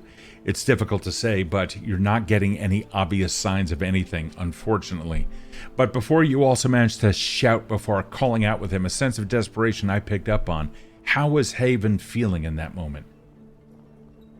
I think she's feeling scared. Let's have you roll it. Okay. Oh, cool. I still have my thing up. Good. Oh, that's a -1. Ooh, that's a snake eye. I got a 1. You could do whatever you'd like with that. Oh, wait, I have things. No, I'd like to use them. Okay. Yeah, the chat threw bits and subs, and by the way, if you're new to the stream, first off, thanks for coming along. If you happen to follow, whoever happens to be talking at the time then gets a quick little bonus. But before bits and whatnot were thrown, and they actually achieved a level 4 hype train, and because of that, each of the party members do get some modifiers to rolls that they can use of their choosing. Erin, you have a +1, +2, +3, and +4. You just rolled a 1. How do you want to handle this? We also have the advantages. You do, yeah. You also have 4 of those. More economical here. Yeah. This is Powered by the Apocalypse, a supplement known as the Veil, one that is completely driven by emotion. You should totally use those advantages. Yeah, but then it doesn't matter because it's just the I still keep one of the ones or one of the twos. No, it's a whole new roll. Yeah. Oh, I'll use an advantage. Yep, go ahead. Let's do that. Much better. That's an 8, and I'm gonna use my +2 to make it a 10. 10, nice. Alrighty. Thank you. With that, your sense of desperation, almost urged on by the negative news of the absolute stranger that just told you that they saw someone fitting Hacksaw's description, it seems to want to propel you forward. There are kind people here. They didn't try to kill him, they tried to feed him. Hacksaw is harmed, and he's hurt. Cody's words ring through your ears. He's licking his wounds somewhere. He can't have gone far. Urged on by this news, you open up your eyes a little bit more and start looking around. You kind of get the sense, somehow, some way, an instinct, a slightly drier patch of cracked asphalt where the rain hasn't yet refilled it. Maybe that's where a footprint was just recently, but he passed through here over an hour ago. Is he moving that slow? If so, he must be near death. With that information, Haven doesn't care who lives where at this point. She is going to every single building in that intersection and like crunching on glass and pushing over like broken pallets. Absolutely. You step into this building, taking a look. Over here, a small family of 3 once resided. A small stuffed Raggedy Ann-esque doll still there on the ground, completely smushed underfoot by muddy boots just in the past. But no indication of him. You end up coming out of the back and doubling over to this building here, taking a look around. Inside, a multi-level tenement.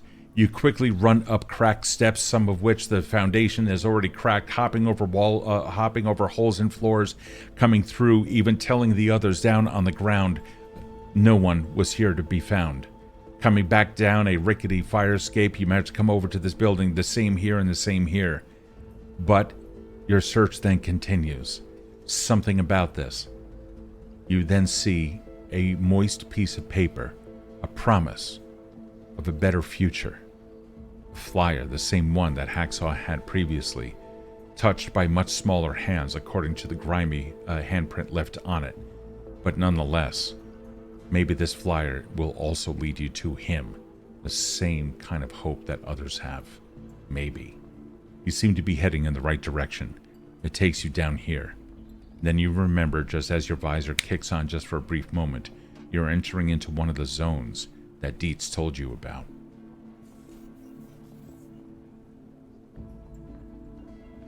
Dude, I think the next person that I see, I'm gonna have the flyer, and if there's anybody, and say like, where is this? We need to get to this place. They take a look at it, a hopeful stare up at this welcoming stranger. Somebody's not finally trying to kill them or eat them or something. Looks at you. This is an older woman, you estimate 70s or so. Mm-hmm. Looking at you. A tattered leather jacket from her years as a driver. Looking at you. Looks over at it. These motherfuckers. Yeah, I've seen a lot of people give up hope for these motherfuckers. Come here, sweetheart. I'll show you something. She takes Thank you out you. back and leads you down several more blocks. I assume you guys are also following. Yep. Leads you down, introduces herself. Edna. Leads you down another third block, and down here. I've seen a lot of people try to come through here. Much as I can tell you is that they continue to head in the southwest direction. Somewhere like over here or over into the west. I've seen about 6 people just in the past week alone seeking eagerly. They're hungry. And I'll tell you this right now, whoever that corporation is, they don't mean these people any good. I hope you're not going out after them for the same No. reason. No, We're going after them, but Hey, if you can take them down, better power to you. Me, I'll drive you anywhere that you want us if you can get the power back on. We'll come back for that. Our friend's dying, unfortunately. We need to go. She pats your shoulder and, of course, yeah, of course. Listen, best of luck to you. I say head west. That's where the others seem to go. Maybe they know something.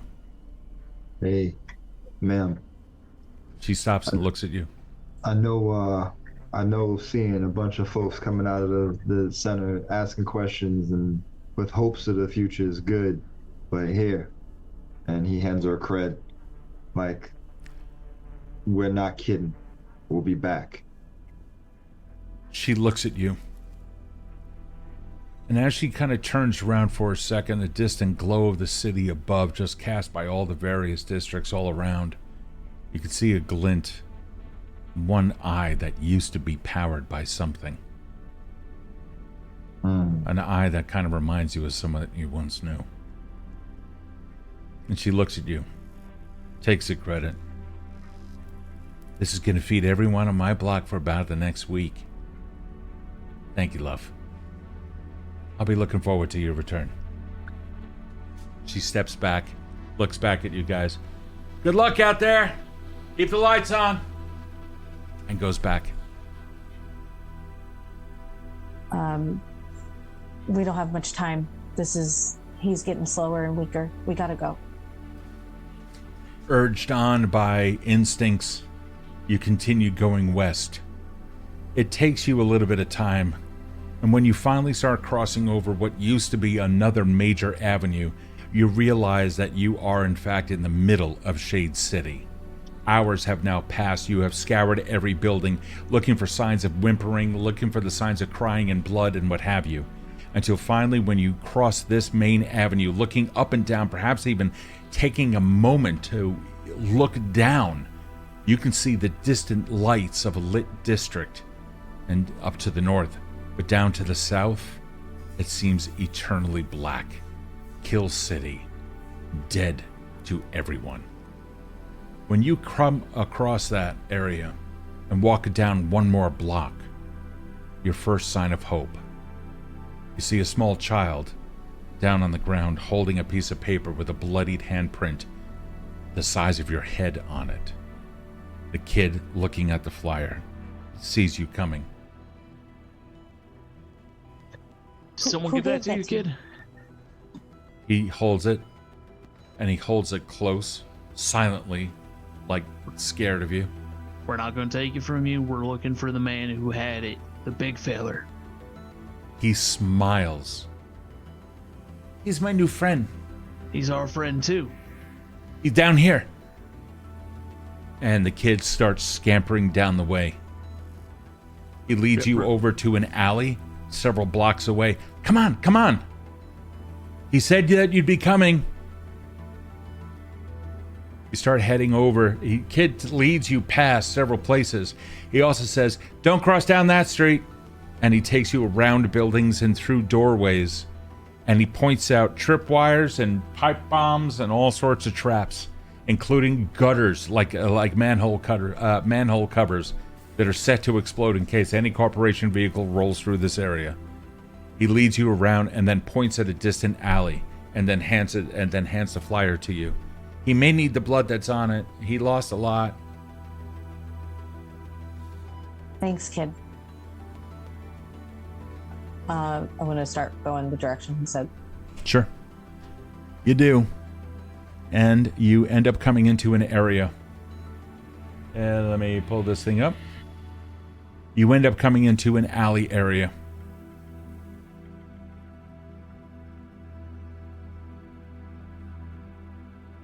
You can see here in front of you remnants of lights lit up by mobile generators and what have you. It's a natural place for where somebody may have needed to go. You hear bouncing off of the metal walls are perhaps the last vestiges of electricity in this area. A slow whimpering. The pitter-patter of rain everywhere. Hacksaw! I'm shouting. Hacksaw, where are you? There is no response. Or if there was, it was too weak for you to hear. Taking a look around the central ventilation unit that is no longer working, but the fans continue to spin merely out of habit. You continue your search. I don't know where the fuck you went. Cody, don't step on the covers. Cody, you feel a presence. And then, Zephyr, you see him. His head just popped up over a refrigeration unit off to your left. Ahead. Gang is over here. Hey, bud, hey. His face completely swollen, his left eye shut, his gut ripped open by blades, his jacket torn, some of which are now stuffed in wounds, barely able to hold him alive. Hey, buddy. A toothless smile, or mostly toothless, looks up, blood occupying where tooth once was. A massive frame of almost 7 feet tall, completely taken down. Would we say that I got a flow for navigating that spicy street with that kid because it put me at physical risk? Yeah, I would say so. Fuck yeah. Sure. Fuck yeah. All right. I'm gonna kneel down by him and I'm going to absorb. Make your move. Let's hear it.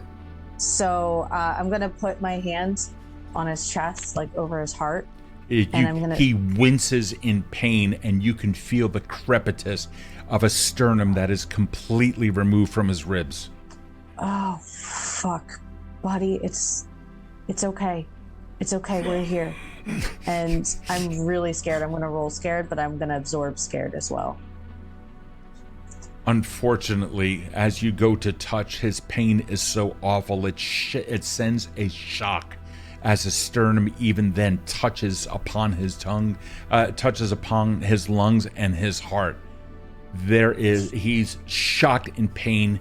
His diaphragm is barely able to hold any or draw air into his lungs. His stomach is punctured. He is bleeding out in front of you in the most painful way possible. He is literally suffocating. I'm going to sit down cross-legged, draw my sword and put it on my lap, close my eyes, and kind of like touching the sword with both smart-linked hands. I'm just thinking at it. I'm saying, I don't know exactly how you work, but if you can do for him what you do for me, I will give you the blood that you have been hungriest for ever since that day in the alley. All right. I know you patched me up when I hurt people. Can you do the same for him? I will give you my blood for it.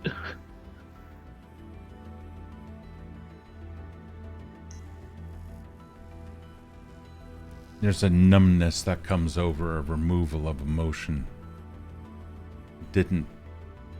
You're talking to the blade? Yeah. You can sense a hesitance. The usual pulses that you get through the veil from it. No longer doing so. But you know that they're there. Just like water just about to boil. You can feel its presence.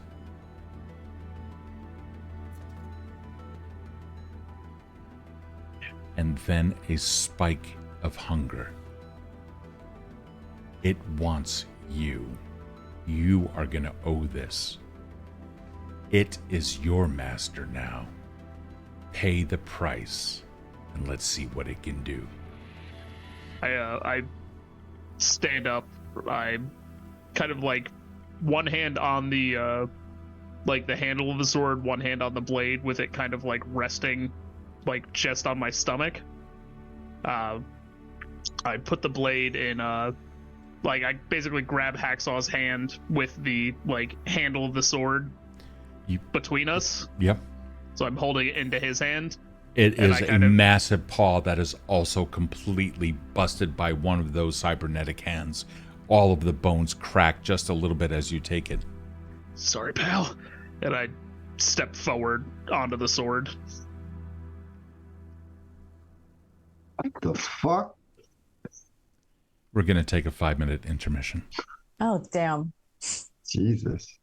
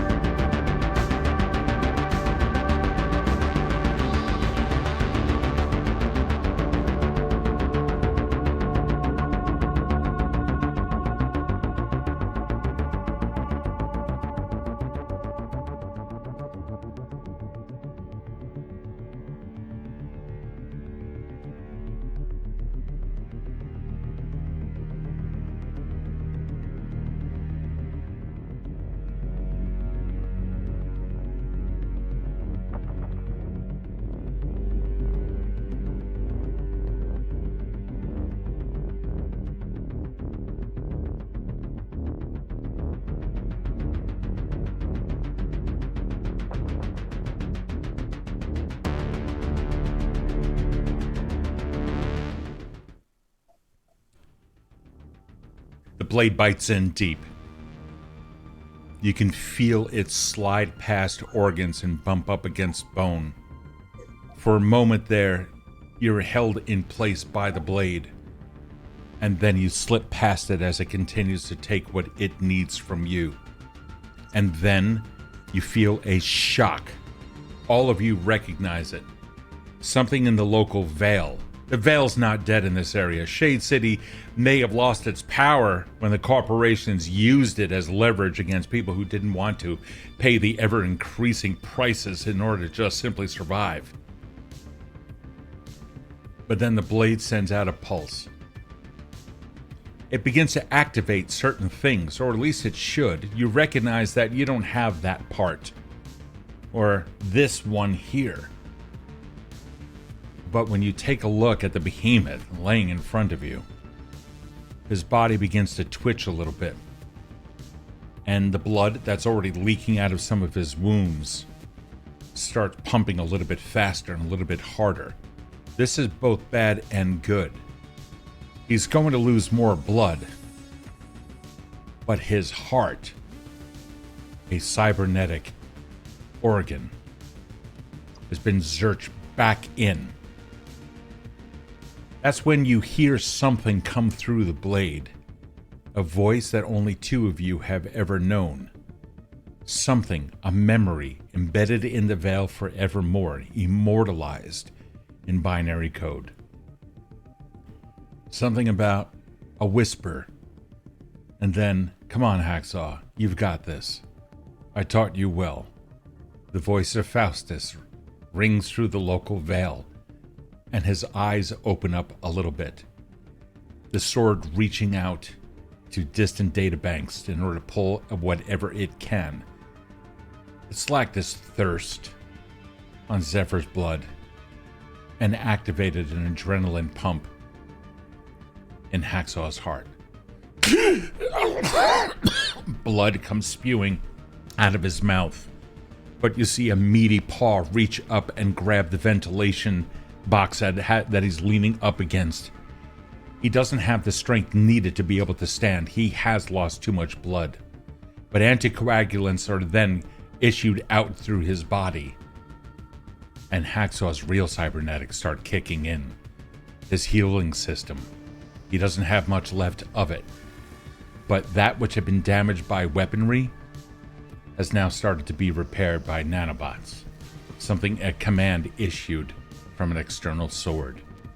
The blade finally goes still. Oh my god. Thank God. The Hacksaw. fuck? Hacksaw, are you okay? What do you need? Do you have medical supplies? I'm like scrambling around to see if he's got like you see a something with him. bag that is still zippered shut inside here. However, you see tons of blood. It looks like he tried reaching for it, but he didn't have the manual dexterity to open it.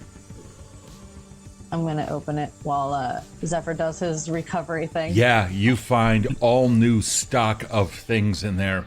A lot of really weird things. You find EpiPens, you find trauma pads, you find 4x4s and 2x2s, like gauze pads, all of which are sterile. You find small gauze rolls. You find tape. You find a lot of just immediate basic trauma care. I don't, Hacksaw, I don't know what to do with this. I don't need an EpiPen. He's pointing at his sternum, and he looks over across the way. He sees Kode just a little bit distant. He raises a broken left hand, looking at you and pointing beyond you to a board on the floor. Oh shit. He grabs it. Grabs it, and Hacksaw like takes his foot and like lifts it up a little bit, still leaning up, and he's like making a gesture as if he wants you to hold it out so he can snap it with his foot. Yeah, I'll hold it out like He does. He snaps it, and then like makes a gesture over his chest, and then makes another gesture as if to wrap something around it.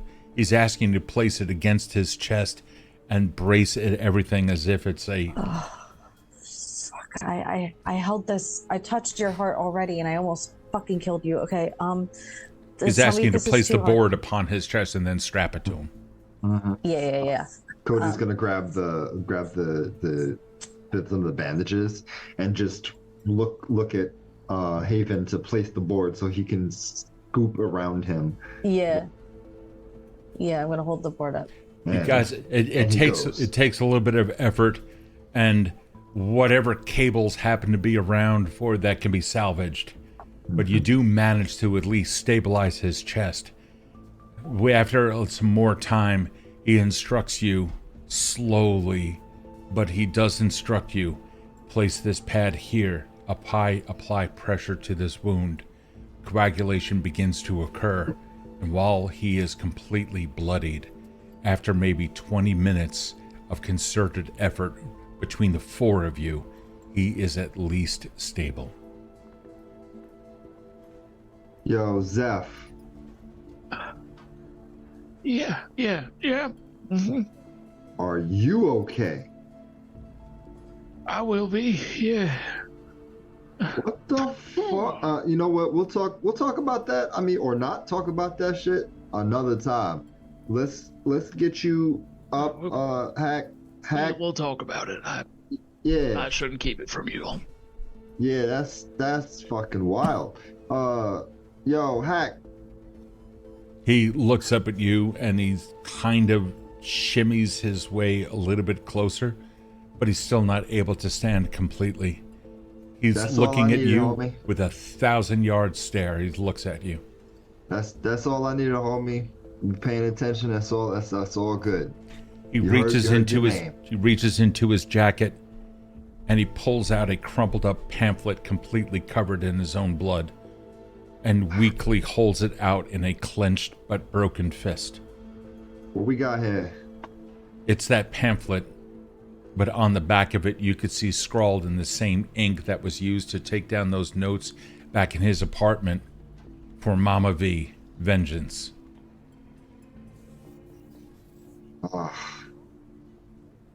You should have fucking asked. He reaches up and you can hear a cracking of bone, and he winces horrifically and tries to take you, his muscles completely overriding anything else, grabs your lapel, and you are unwillingly brought over to him. They killed your mother. They took Faustus. I'm gonna take him. And I'm gonna leave you with some parts of him for you. And he lets go and passes out against the refrigerator unit. Okay. He is quite too large for us to move on our own efficiently. Nah. Haven's gonna take her jacket off and put it on top of him. Okay. It probably only covers like a little portion of his chest, but I think Zephyr goes to do the same thing, kind of blood loss and hallucination, not realizing that he would have to take it off and then slide it off of the sword as well. So he kind of just like takes his jacket off, and then it is hanging on the sword that is still through him. Oh God. High above the city, even Shade City is not immune to the advertisements that have been forced upon Kill City's citizenry. All the way up there, an advertisement for the latest of medical technology. Great irony. So many of these people need it, can't afford it, and they never will. Then again, those advertisements aren't meant for the people directly under it, under the oppressive thumb of a corporation's advertisement, but instead those in the more wealthier sections of the city that can actually see it, see the sides of this cyberpunk zeppelin, if you will. It continues passing over. But even advertisements in Kill City come with a little bit of espionage. We look at our crew down on the ground, the sinners gathered together around a dying but at least stable hacksaw, far down on the ground. The camera zooms out and goes over to more interesting figures that could present a threat to various corporations here and there. But there is one place out to the west that the camera does not look, because it's been told not to do so. After a little while, Hacksaw finally comes back to consciousness, having slept a little bit. Whatever systems he has that have been activated by the sword have allowed him to at least recoup. You imagine about 2 hours now have passed by. Hunger pangs in your stomachs. Dehydration amongst it.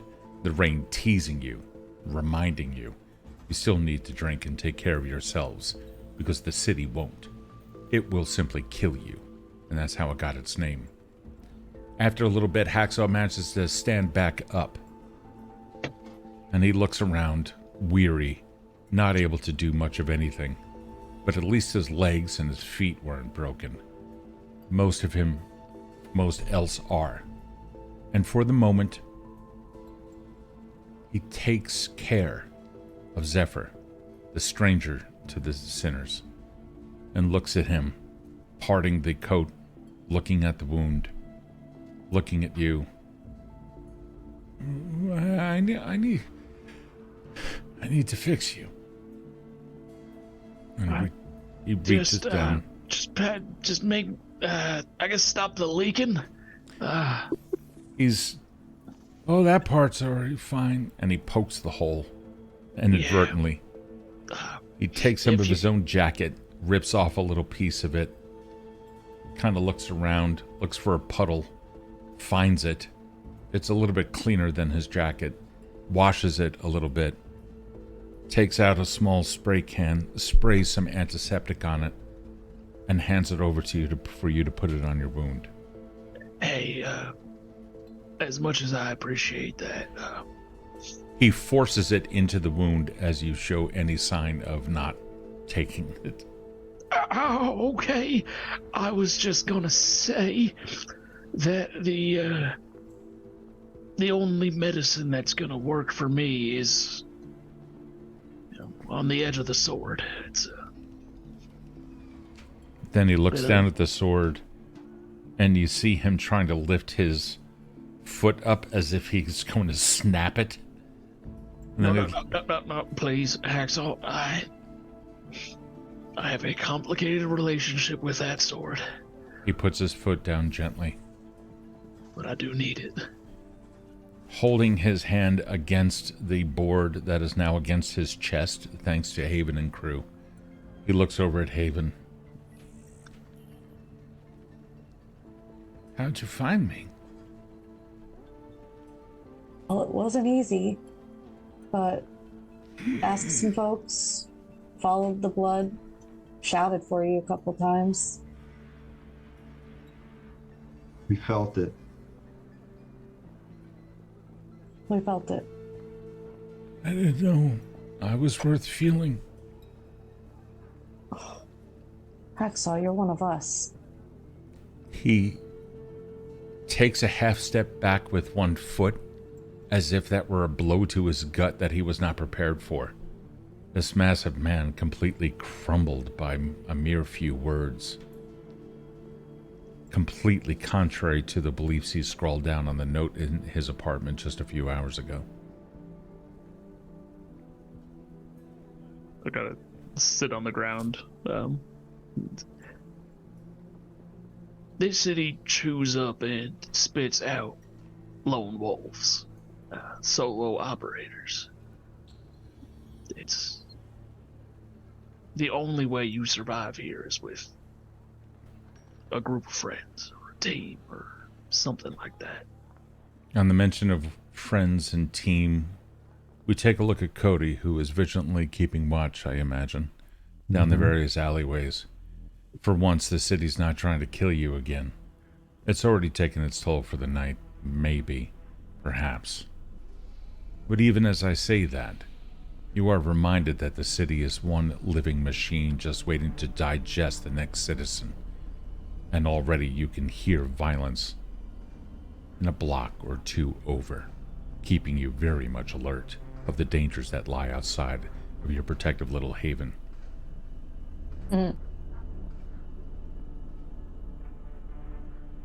He stands up, looking at you, So, where are you guys going now? Gonna finish what you started. He kind of looks up, and perhaps with the most focused stare since you found him, he kind of smiles. A little black and blood, coagulated. Reaches up, finds it, and flicks it away. He nods. Oh, by the by, these injuries, were they all from the, big feller with the sword arms? Yeah, they thought that I could fight him and that they would, well, they made their money. I didn't want to fight him. I didn't want to hurt him. And he cut me up pretty bad, Zephyr. He cut me up pretty bad. And I didn't even have a chance. He got me from behind. Don't worry, I cut him up worse. He, like a young child looking at a hero, he smiles. One down. Just about a whole city full to go. I'm up for it. Me too.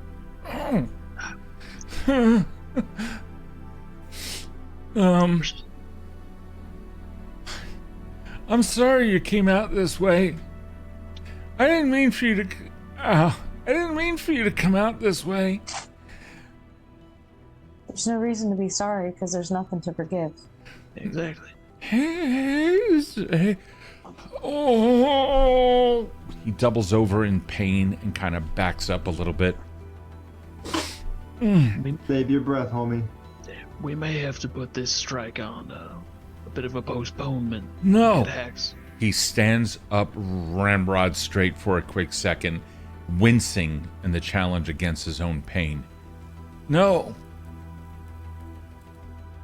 Axel, there is nobility in fighting through the pain. But goddamn, there is no honor to be found in throwing your life away. Alright? In the shape you're in right now, what are you gonna do when we get to Mantle? It's not what he's gonna do, what we're gonna do to him. It's what he's going to do to us. Why do you think Anon is not with us? Anon was with me when he was attacked. All of his systems were shut down. And they tried to take his implants out, but they didn't even get a hand on him. I crushed two of them together like two rocks I smashed together.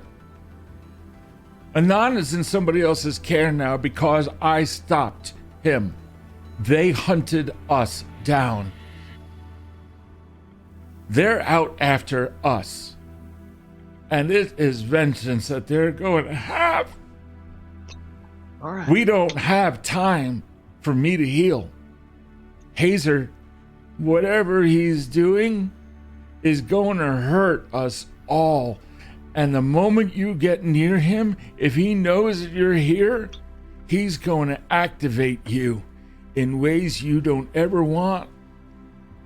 We don't have time anymore.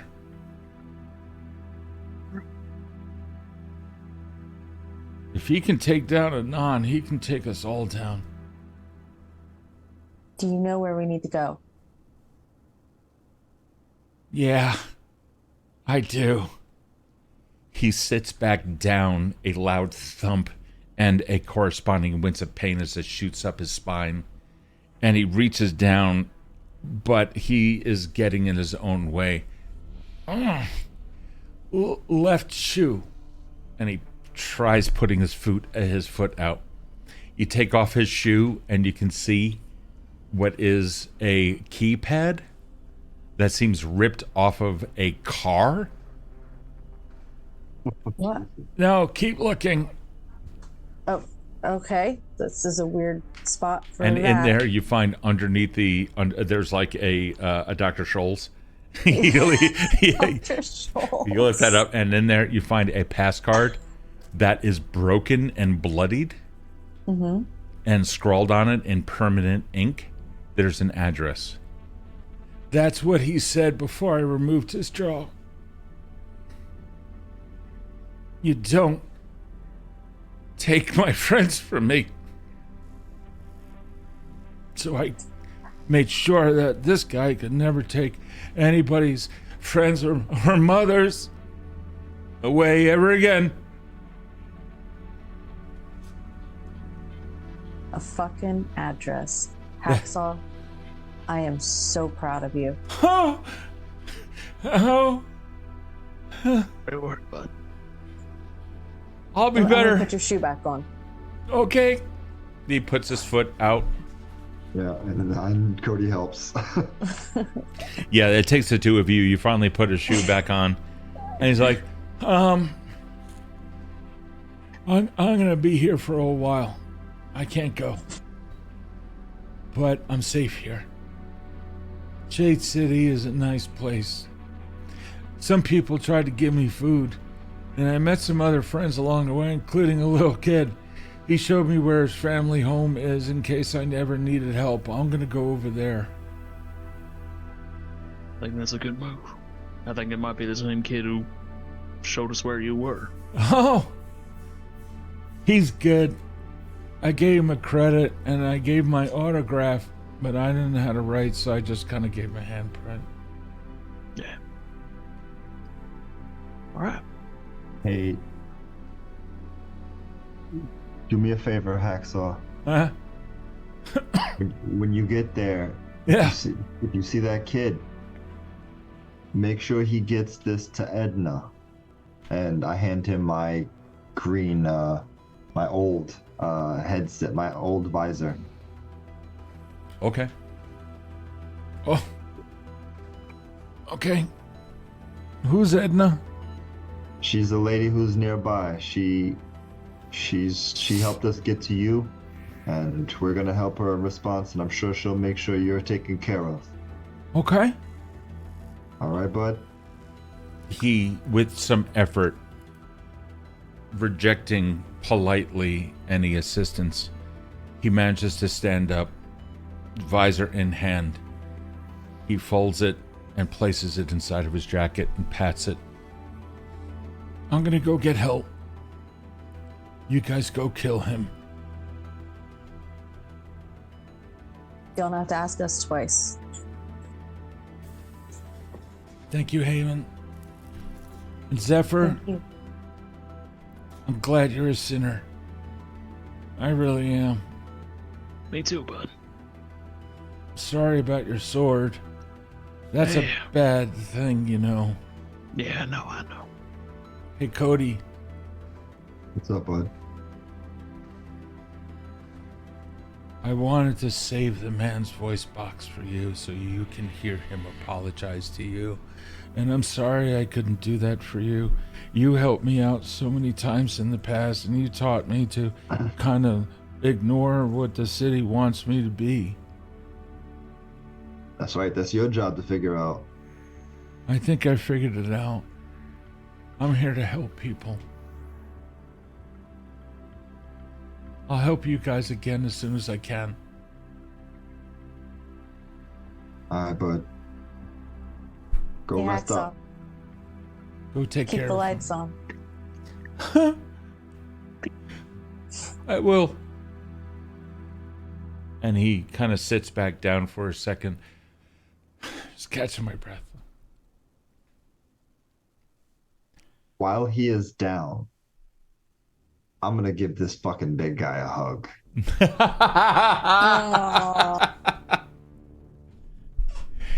You wrap your arms around him as much as you possibly can, and you kind of feel like two logs come in on either side of your chest, just under your arms. He smells like old copper and sweat and dirt. He smells like grease and antiseptic. There's life in him yet, though. and all that has to do with you guys. He looks at you as you two separate, and he holds out a fist. See you soon.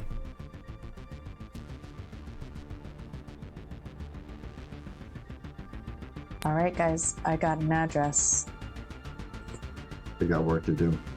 And as the advertisement balloon from far above, Noel stops zooming out and concentrates on other portions of the city, we see the sinners slowly exit the alleyway, seeking vengeance for their friends. We'll see you guys next week. Woo! As the streets with no name by U2 starts playing in the distance. Mike, do we have you for a couple minutes if we go into the after party? Unfortunately, no. Alrighty. Not a problem. Hey, Fucking listen, guys. Zephyr MVP. Says totally Zephyr MVP. I know. We're going to talk about that in the after party. What is an after party? If you are new here, such a Stormbender, and welcome. The after party is when we, the players of this game, get to talk with you. So stay here on Twitch. You don't need to go anywhere. Our stream is not yet ending, but the game has. Because this is such an emotional game during the after party today, I'm also going to ask whether or not the players are doing well. But come and join us on Discord real quick. For those of you that are patrons, you can talk with us. For those of you that are not yet patrons or just choose to simply engage with us in other ways, you absolutely can. Go to discord.gg/Evandale, EVINDALE. It's in the About section down below. You can also just click on that, and then you'll be able to come and join us. You're going to see the after party stage, which we are going to kick up right now. 1 second. Let me just got the hold music on in the background. Do you have the hold music? All right, cool. Hold on. Let's go to the after party right now. This way, you guys can do whatever you need to. Mike, thanks so much for joining us, and I'll see you next week, buddy. Yeah. Good night, everybody. All right. Good night, Mike. And as always, I will, since I'm not here for the after party, if there are any questions directed towards me, just put them in the spoiler chat, and I'll answer them at 4:30 tomorrow when I wake up. There you go. In the spoiler chat is the name of the channel that we have on Discord. I'm going to kick that up. If you are going to listen to us, have a good night, Mike. If you're going to listen to us, I'm going to put up my camera in just a second. If you're going to listen to us on Discord, turn off the volume on Twitch because of the delay. It's going to screw you up. It's just not right for mortal minds. So hold on for 1 second. Let me get that thing going, and then we will get right into it. Let's start that stage. After party. There we go. Sounds like the Wii music. It totally is the Wii music. It absolutely is the Wii music. Alrighty. Let's see if we have here. There's Raffle Iron, and there's Erin, and there's Alex.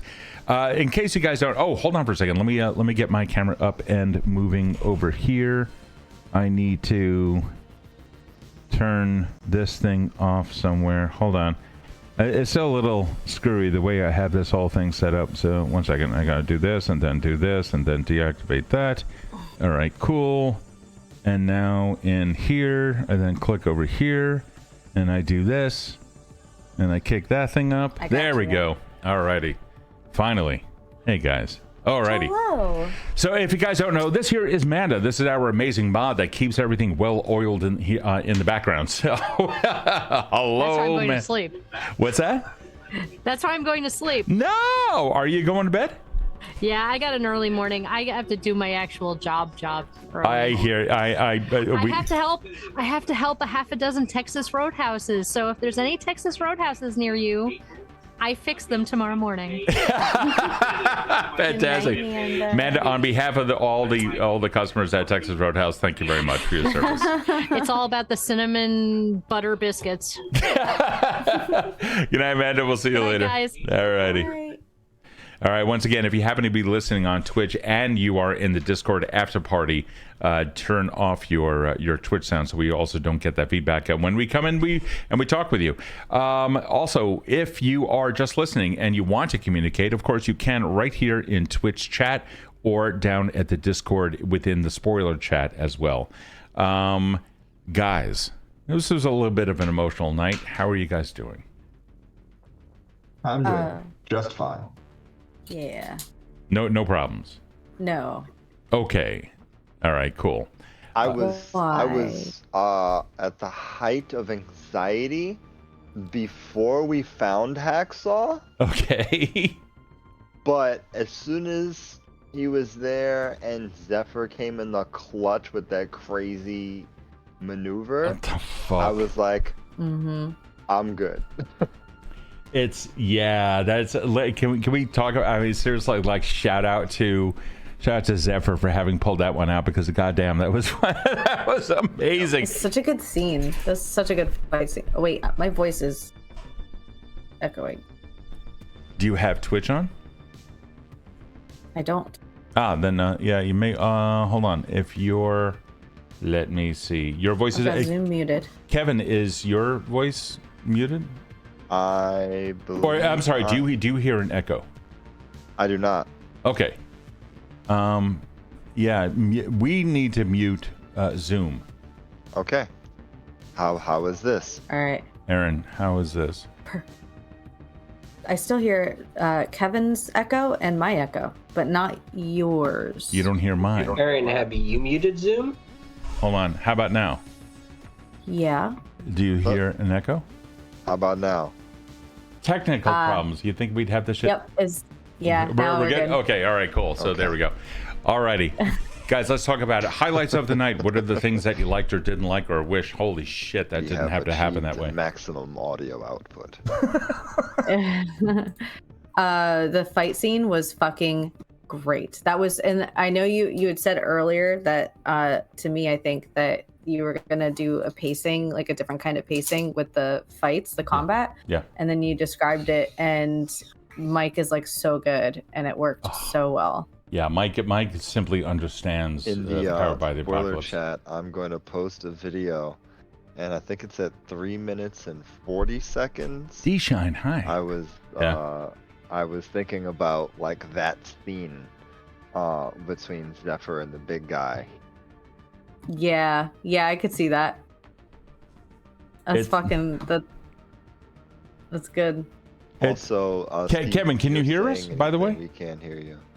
Oh, they can't hear me? I can't hear you. You I can't. hear you on Discord. Oh, hold on. All right, you can't hear me on Discord. Hold on. Why the fuck not? Can't hear you. Wait, hold on. He's working on it. Okay. 1 second. Yeah, they can hear me on Twitch, but they can't hear me anywhere else. Where the fuck is the... Hold on, that's weird shit. Yeah. Oh, well, now that I have you all to myself, in the meantime. Hold on, is this better? I enjoyed your machinations I guess and not. all of the Is this any better? the chatting that was going on in the Twitch stream Nope. was pretty dope. I still can't hear you, Steve. No? What the... I'm not sure exactly what's going on. Hold on. Maybe unmute your Zoom and mute your Discord. Or we'll just... No, because anybody on Discord can't then hear you, because you guys go through my There's channels. my echo there. Yeah, something about me hearing you and you not hearing me. Fuck! Oh, well, no. Yeah. Good voiceover. That was good Yeah. voiceover. I got it. Let me see if I can do it. I am a love. I love you. Oh, that's so aggressive. This is how Steve really sounds there on Twitch. Oh man, he's so good at the voiceovers. I can hear I see in Discord. Yeah, we can see you just fine, but we can't hear anything. I'm not that great at lip reading, but that was a what the fuck. But I could hear you in Discord. You can hear me in Discord. Oh wow. Yeah. Let me see if I... Aaron, That's what you happened last can hear time. me in Discord? That's so weird. Yes, that's fine. I hear you. Perfect. Steve, leave Discord and jump back in. Okay. Okay, I'm back. Figure this out. No? I hear you. If you can hear me... Oh, I can hear you now. Now you can hear me. Okay, cool. I can hear you now. Alrighty. And Cool. everyone else. And Donald, All hold right. on. Let's get you in here too. Raffle, can you hear me? Oh yeah, I've been hearing you the whole time. That I know of. Okay. All It's right. kind of a strange, like, epistemological problem, right? How would I know if I couldn't hear you? Yeah.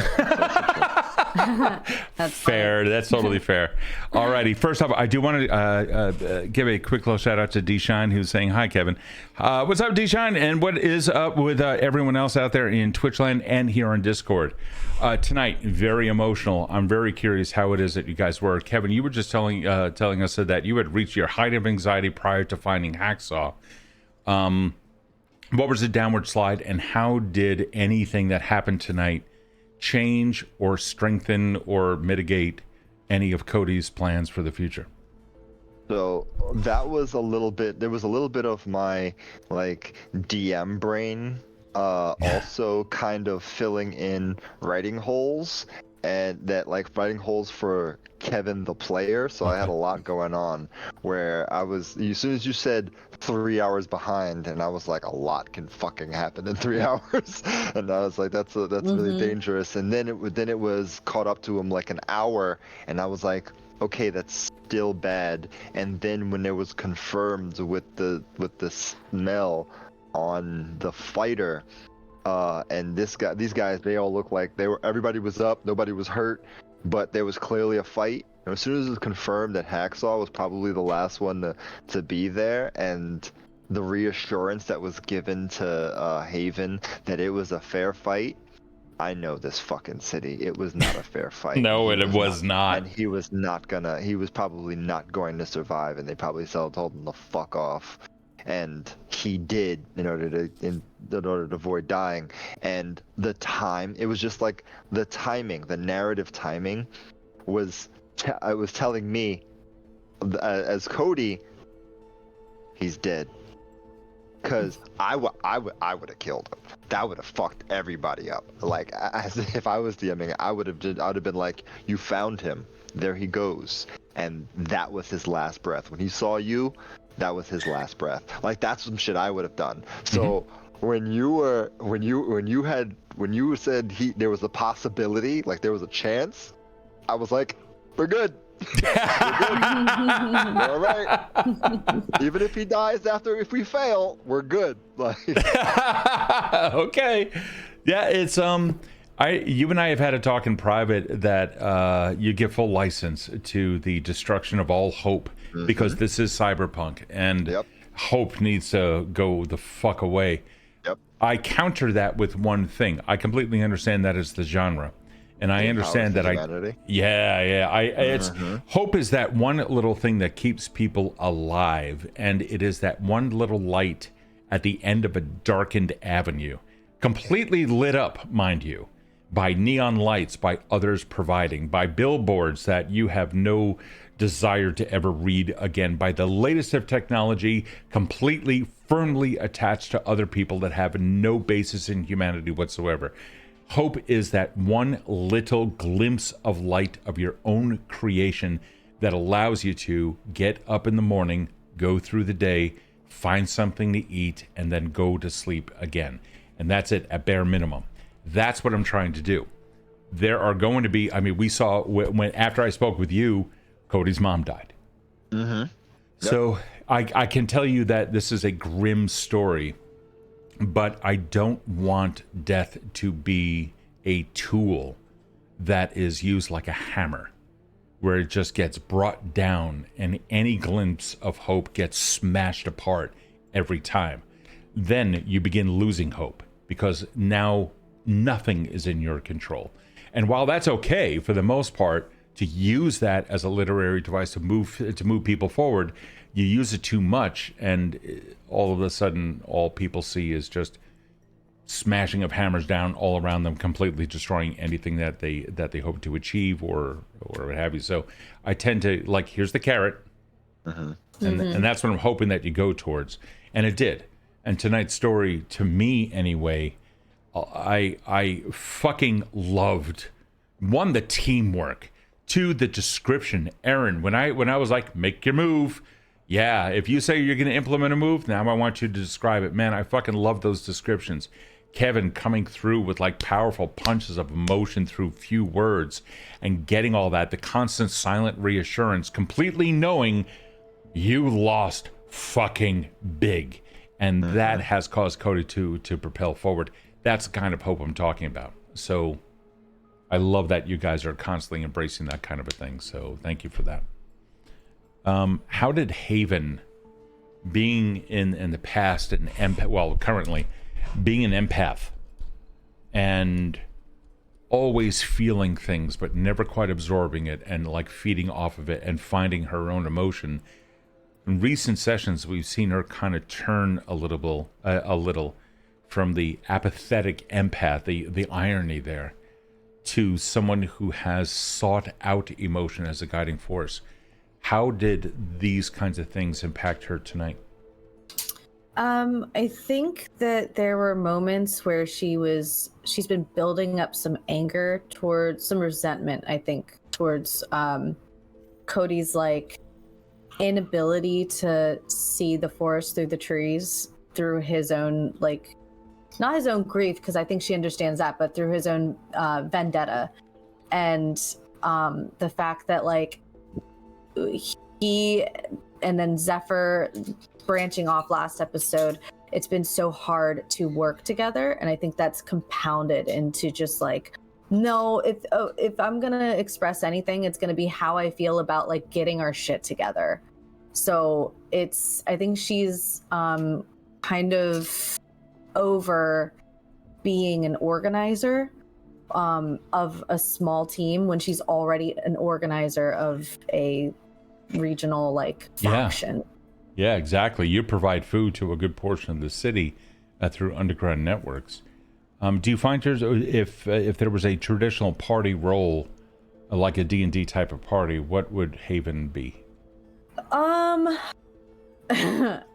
Ironically, I think she'd be a barbarian. I think really? yeah. I was gonna say like rogue, or I was thinking like rogue or ranger, but I think that might have been at the beginning, like that kind of like in the shadows kind of thing. Sure. But no, I think now she's like leaning into like, okay, y'all are feeling the wrong emotions right now. Like you gotta like bring it back, and you need to channel this. So I think she's like, I just want to rage. I'd like to rage now. I mean, that kind of makes sense, right? Yeah. That's all right. That totally makes sense. I'm going to turn over to our illustrious patrons over in Discord. Donald and Raffle, you guys can take it from here. Of course, Alex, if you have anything to say in... I see that you already wrote here. Alex, let me address that really quick. Cat dancing was getting out strong tonight. I did try and help via Cody. Yeah, Cat, I saw your notice about Cat. However, during the narrative of the story, there's certain times when it's like, okay, I really want to interject with some of the NPC stuff, and I saw that you were typing that out, and I fucking love the RP that you and Donald were having in the chat. And when I saw that there was an actual conversation, in-character conversation taking place in chat, I was like, I fucking love this. There's an alternative universe, or just one block over, there's some observers, and they're interacting on this whole thing. I just absolutely loved it. So that's fantastic. So thank you for that. I love how you guys keep the chat alive. Oh, what's up, Ken? The meta-sheens going online, the little narrative about like I saw like as you guys were typing in like little subtext, little like ticker at the bottom of like something, like so I dropped my glasses to see. I was like, oh, that's what it says, like meta-sheens. Oh my god, that's great. Like that's exactly what I see, and I thought that was really, really cool. Oh, it was totally cool. Absolutely cool.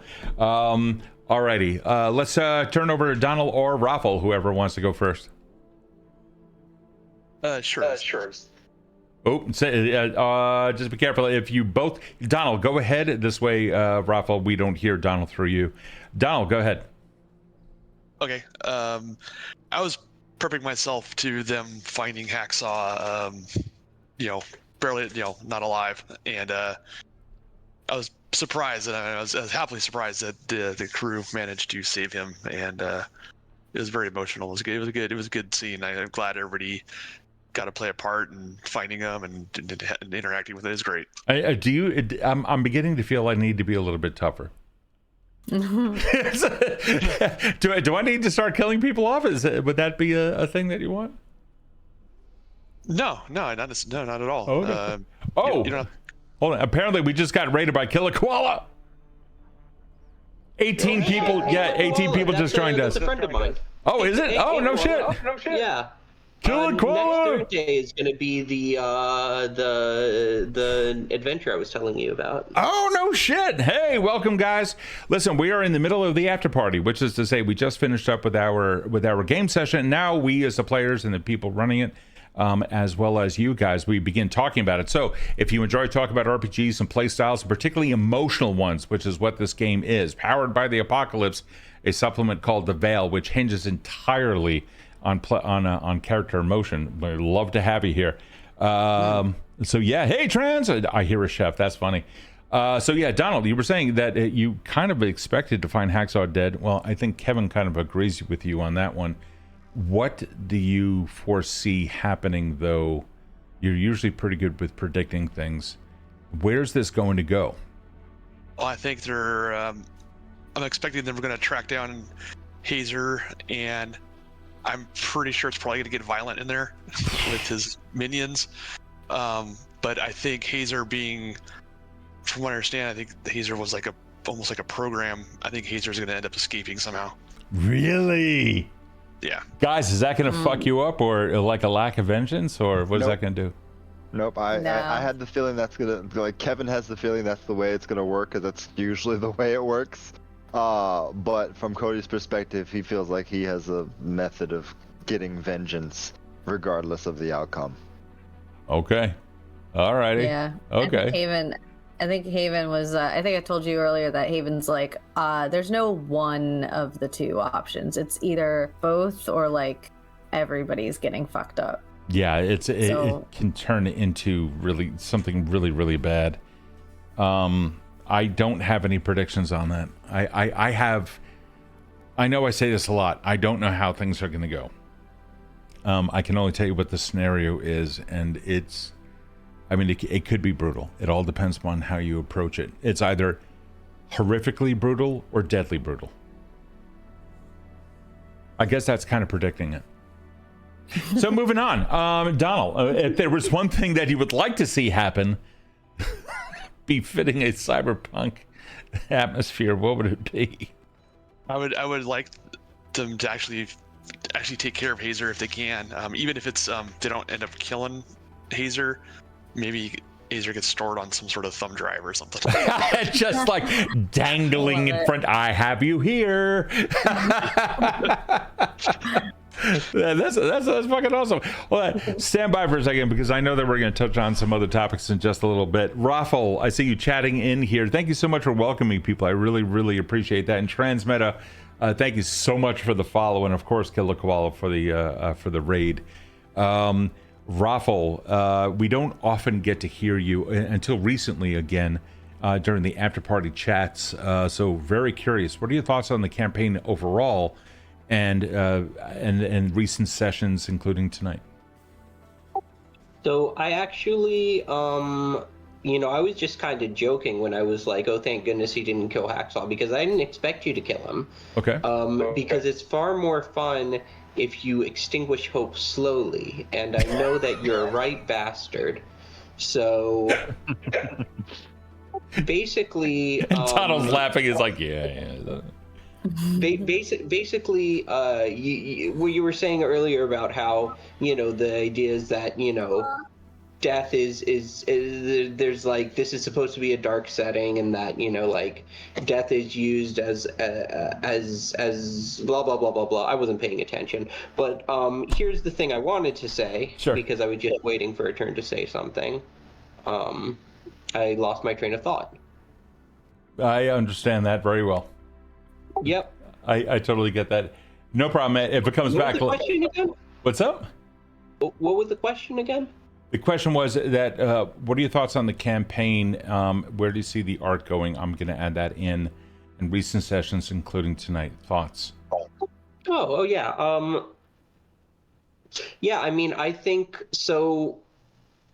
Most characters either become more human or become less human, right? In cyberpunk settings. So they either get chromed out and sort of rush towards a violent end, or try and regain their humanity through acts of redemption. And those are like the two main paths that go on, but you've got like a multi-character narrative. So I mean, you've got Mike slowly giving more and more power to the sword. You've got Erin doing just a great job of keeping everyone grounded and on task, and really just adding a lightness to the party by having an empathic character, a character who cares about others' feelings. And you have Kevin sort of adding like just like this huge heaviness to the group, because of the commitments his character has made and the relationships that his character has made. So it's like a really nice balance between those three characters. I can tell you what I think is going to happen to Hacksaw, but what really matters is what happened to those three characters. Yeah. And I think what's going to happen to them is they're going to tear through whatever you present them with, like a knife through hot butter, up until the point that they don't. Like, and I know that's sort of a bullshit answer. Not really. No. It's and so far that's what's been happening. Like people have been doing these really cool heroic things, but they are rushing towards something more powerful than they've encountered, and you've given that sense in the way that you've set up the narrative, and I look forward to that. I mean, I don't really want to predict what will happen. I'm happy just to follow along. Donald, do you have any predictions of the fate of the PCs?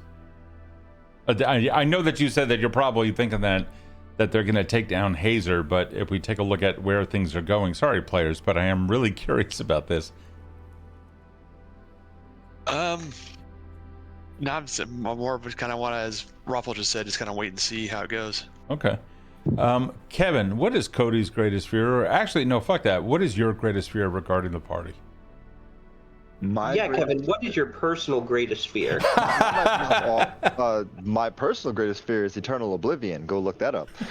But for the party, it is them coming across a situation where they can't trust each other, and they all get themselves either killed or captured, or it's like the end of their sinning. Oh, okay. Erin? I'm gonna say, and this is the complete opposite of my leftist agenda, I'm gonna say that something is gonna occur where the bad guys kind of make sense. And it's like a moment of like enticement that's almost too good to pass up. Ooh. A true ultimatum. Oh my god, that's classic Steve, though. It is, and I really fucking hate that, but I hate that I gave that. I'm just, here you go. Have some more. Thanks, Erin. Yeah, no, I'm not taking any notes here at all. It's yeah. There's actually one note that I took in pregame that didn't make it out, which was because honestly, you guys kind of kept me very much on your toes. Yeah. I didn't know where you guys were going to go, and I really wanted to bring out the new band poster, which took up, the new band that is completely sweeping Killison City. Well, you're gonna have to find out next week its name, but it was named by Mike, and find out. Yeah, exactly that one. So we'll find out. It was a nice little in joke that we have to bring into game and include you guys in on, but we'll find out next week. But they're coming out with an album called Radioactive Ejaculation. So. So just adding on what Erin said, the person that gives that proposal is Cody's brother. At the very end. That's ruthless. Well done, Dom. That's ruthless. I thought of that, but I was like, I'm not going to say that, and you did. So I don't have to. Now he's writing. Now he's writing. I'm going to hide the post-its next time. You won't find them. Hide all the patents. What was that? Hide all the pens. Just hide all the pens. I'm like one of those people that's like, oh, I lost this pen. Have I reached under the desk? Is something stuck there with glue? I haven't. I'm like, there's pens all over this damn place. So I'm going to turn over to Twitch. For those of you that are still watching, because there's still a whole bunch of people from the raid that are still here, hi and welcome again. If you have any questions whatsoever about Powered by the Apocalypse or the supplement that we're using for that system called the Veil, please by all means ask questions. Likewise, about the setting, what the fuck is Evandale? Anything is valid here during the after party, so feel free to ask questions. You're a part of us. I'm going to turn over the spoiler chat in Discord. Ponder's telling everyone, says Alex, why she keeps playing and mentioning cats in this game. That's bait. I'll bite. Why? And the am I a bad guy dilemma. Who has that, Alex? Who has the am I a bad guy? Who? In the meantime, while we're waiting for a response, the fear of Haven. I loved the chat that that you were providing, by the way. The sort of the interplay that was going on between DM and mostly Alex in chat. Oh, with the cat? Yeah, you were integrating suggestions actively from chat into the game, and it was fun. I don't get to do it as often as I would like. I can see most of the comments. Most of the time, these guys are keeping me on target. And I even you can ask them. I'm constantly picking on them. It's like, stay the fuck out of chat. Concentrate on games. I'm like such a perfectionist. But honestly, interacting with you guys is really what it's all about, and it's all about community. So, yeah, it's kind of cool. I wish I can do it more, but I'm happy that like I know that Kevin is going out there and giving you guys things. Erin every now and then, Mike every now and then. So it's really a gift when you guys also come back and you give us something that we can also bounce off of, because honestly, that's what being an Evan Dweller is, and that's what we all are here. So it's really fucking cool. So, I haven't been in chat in like 2 games, and I'm having withdrawal. Go ahead, type away. Well, I haven't been in it at all. Like, it's not even up. So, it even has. It hasn't been up. I don't think that there's anything. I certainly don't have anything else. However, I'm going to re-invoke an old gift that we used in the last campaign in Untimely Heroes, as well as in Crossroads.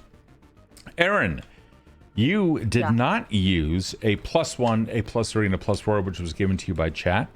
Kevin, you didn't use anything. You have a +1, +2, +3, and +4. This will allow you, a +1 is a tiny hint, a +2 is a small hint, a +3 is a medium hint, and a +4 is a large hint. You can ask any question about the game. I'm not going to spoil anything for you, but I can provide you with information that your character may not other have, and I will provide it to you in a way that makes sense for the setting. So, allow me to jump on this, Erin, so I can I'm gonna do something weird. Steve, and I'm gonna see if it's okay with you. Okay. Yeah, I would like to use my tiny, small, and medium. Your tiny, small, and medium. Okay, so your +1, 2, and 3. To submit ideas that Kode, the character, might have as backup plans during the week that he was working for what he wants to do. Oh shit, I love that. Is that okay? Yeah, let's do that. That's fine. That's fantastic. Yeah, what do you got? Okay. For one of the small plans, it's find some explosives and just fucking find a spot and blow it up. Servers are where the brains are, right? Just blow them up. Okay, that's your small. Now you have a tiny and a medium. The tiny one is to use my skills in game to find Hazer and make him know what it's like to be an owned. Using my yo-yo to shut down all electronics. Oh, Jesus. And okay. Of course, have him sign up for my only hands. All right, use skills to find Hazer. So the use of your skills are going to be up to you, but I will allow you a tiny little lending in the direction of Hazer through the use of those skills as befitting your +1. Okay, and for your medium? And for my medium, I fucking love this idea, Kevin. This is amazing. I love this. Work with the other NPCs, because they all seem to specialize in everything that I can't like do as Cody. Because Kevin's having ideas like, if I was like an architect, I'm like, yo, I would do this, but all these things are going through my head, but I'm playing an own character. Yeah. For my medium would be to work with the other NPCs, like Deets, Taylor, etc. Shari specifically. Yeah. To simulate a hell for Hazer if we catch him. That's so fucking good, dude. To simulate a hell for Hazer. Yep. Okay. Oh boy. That's really cool. That's really cool. I knew it was a weird thing. That's why I wanted to throw it away. This is dope. I don't want to do that now. That's so good. It's seriously, it's fucking fire. I love this. Oh, Erin. Yeah. I love Kevin. That is such a good idea. Hold on. Let me put that note in a new frame on my desk. Okay, Erin. I did that for one of my games a couple last month. So I was like, let me see if it works here. That's a dope idea, man. I love that because usually it's like, all right, yeah, but Tiny, go ahead, ask anything, and it's like, does he tie his shoelaces? Yeah, he does. All right, that's your time. Damn it, that was my Tiny. Oh, sorry. Well, you got it for free now, so. Oh, there we go. Yay. Erin, you get a +1, a +3, a +4, so that's a tiny, a medium, and a large something. I think I used my 4. You used your 2. Oh shit. Okay. Sweet. So I'll do the Kevin idea because I think that's fun. Okay. I think that the large, I'll start with the large because I have that in my head. Sure. The large, she is going to get the, what's that person's name? Andromeda? Andromeda, yeah. She was going to get her crew and then team up with Haven's network and do all out like coup, like a whole fucking raid. Just everybody just go to Mantle and burn it down, just like a riot. Okay, all right. That's okay. That's cool. That's a cool idea. I think for the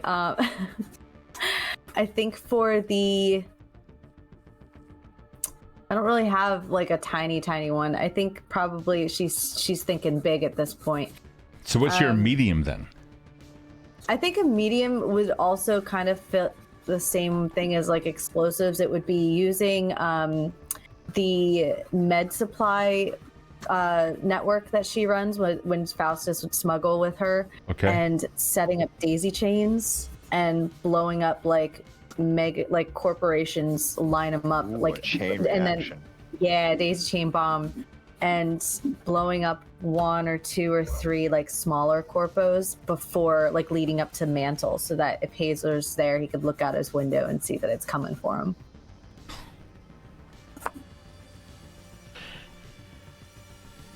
And then I think the small one was throwing his shit up on the billboard to dox him and have like a note there saying like also he can shapeshift, so but to have everybody like have a whole alert on him so he can't hide anywhere. That's real bad for PR. That's extremely bad. Real bad for PR. I mean, we said that's fake news. Use med supply. Wow. The syndicate has to step in and suppress that. Yeah, when the syndicate gets involved, it's really fucking bad. If you guys in chat don't know what the syndicate is, so Avondale kind of has multiple ages, and at some point in the later ages, a whole bunch of mega corporations come together, and they end up creating this particular age, which is the 7th age. But it's so much more than just cyberpunk. Cyberpunk is just what happens on a lowly little planet. That is a whole fucking space opera up there, and they are fucking evil. And that is the umbrella corporation of all of these other corporations. So yeah, if the syndicate gets involved, oh my god! All right, so I'm still writing down this one because I'm imagining the movie in my mind. I'm kind of like, you want to use a med supply chain and equip all of them with explosives, so we can just see like a chain reaction coming down, and Hayes is just sitting there like, fuck. That's just boom. So we'll keep the lights on. Yeah. Oh, yeah. So my job is going to be to interpret your wishes and wants over here, and if I just give them to you, No, don't do that. Why would you do that? Right. So, but ideas. This leads to fantastic ideas, and I love this. I love this thing. So yeah, from here on out, if you guys have pluses and minuses, this will help me understand what your character's true dreams are. Like their wouldn't it be cool if dreams. And I fucking love this so much. Oh god, that is so goddamn good. Okay, I have some ideas regarding that. Anything else? I think that's it. For me. Yeah. I think that's it. Okay, Donald, anything left as the let's see, we'll give Raffle the last word of the evening. Donald. Nope. Looking forward to next week. Yeah, this is gonna be fun. By the way, did you hear? So I don't know if anyone here knows, Mondays on this channel at 8 p.m. Eastern, New York time, we are doing Branching Out, A Leshy's Tale, which is a Pathfinder 2nd Ed game. And on Thursday, starting off next Thursday, we have a brand new Pathfinder 2e game that is going to have our own Erin in it, as well as Raffle Iron, as well as Woodsy, Dan, you may know him as, and a return from Kevin Mathis, formerly of the Crossroads campaign, as well as early on in Untimely Heroes. So we're going to be starting that off. The campaign is as of yet unnamed, but I can tell you that the players have had a very strong hand in the direction of where the game is going to go, what the genre actually is, what the overall theme of it. So really, really excited about that, but that's as much information as I can give you right now, and that's going to start off next Thursday, not tomorrow, but next Thursday at 8 or 8:30. Still working out the logistics of that with everyone. Donald, thank you so much again for always joining in with us. Turning over to Raffle for the last comment of the evening. Oh, I got nothing, but Alex posted something pretty cool in spoilers chat. Hold on, let me go. Oh, then Alex, you are going to get the last word of the evening. Cat dancing uses cat-shaped drones, which use the veil to hide themselves in plain sight using an augmented reality filter, as everyone looks for a drone, but ignores the wildlife. She's been watching over the sinners for deets using them. The cats I play is her interacting with the team. Oh, fuck, that's really cool. That's pretty cool. That's actually extremely cool. Yeah, that's really fucking land cool. drones. Yeah, I like that. And maybe that's what that cat was up on the... fucking get that. Yeah, but there's only one problem now. See, while you were clinging to that fire escape and it put one of its paws on it, that's a sensor. Mm-hmm. Yeah, it totally read your vitals. Oh shit. Got your scan. Got you. Got your deets. All right, guys, if you want, give us a follow because we're going to be breaking out a whole bunch of new things here in the future. But either way, Mondays, Wednesdays, and Thursdays, we are streaming every now and then. I'll hop on, Erin will hop on, or whomever. Regarding the Thursday campaign, it's also a campaign being designed where we can actually have some guest players as well as additional players join us in the future. So if this is something that you guys are interested in, give us a follow down below. Other than that, you'll find some of the VODs up on Evandale on YouTube, Evindale. But in the meantime, welcome to the Evan Dweller community. They are fucking amazing and stay adorable. I love you all. Have a fantastic night. We'll see you guys soon. Bye. Good night. Good night.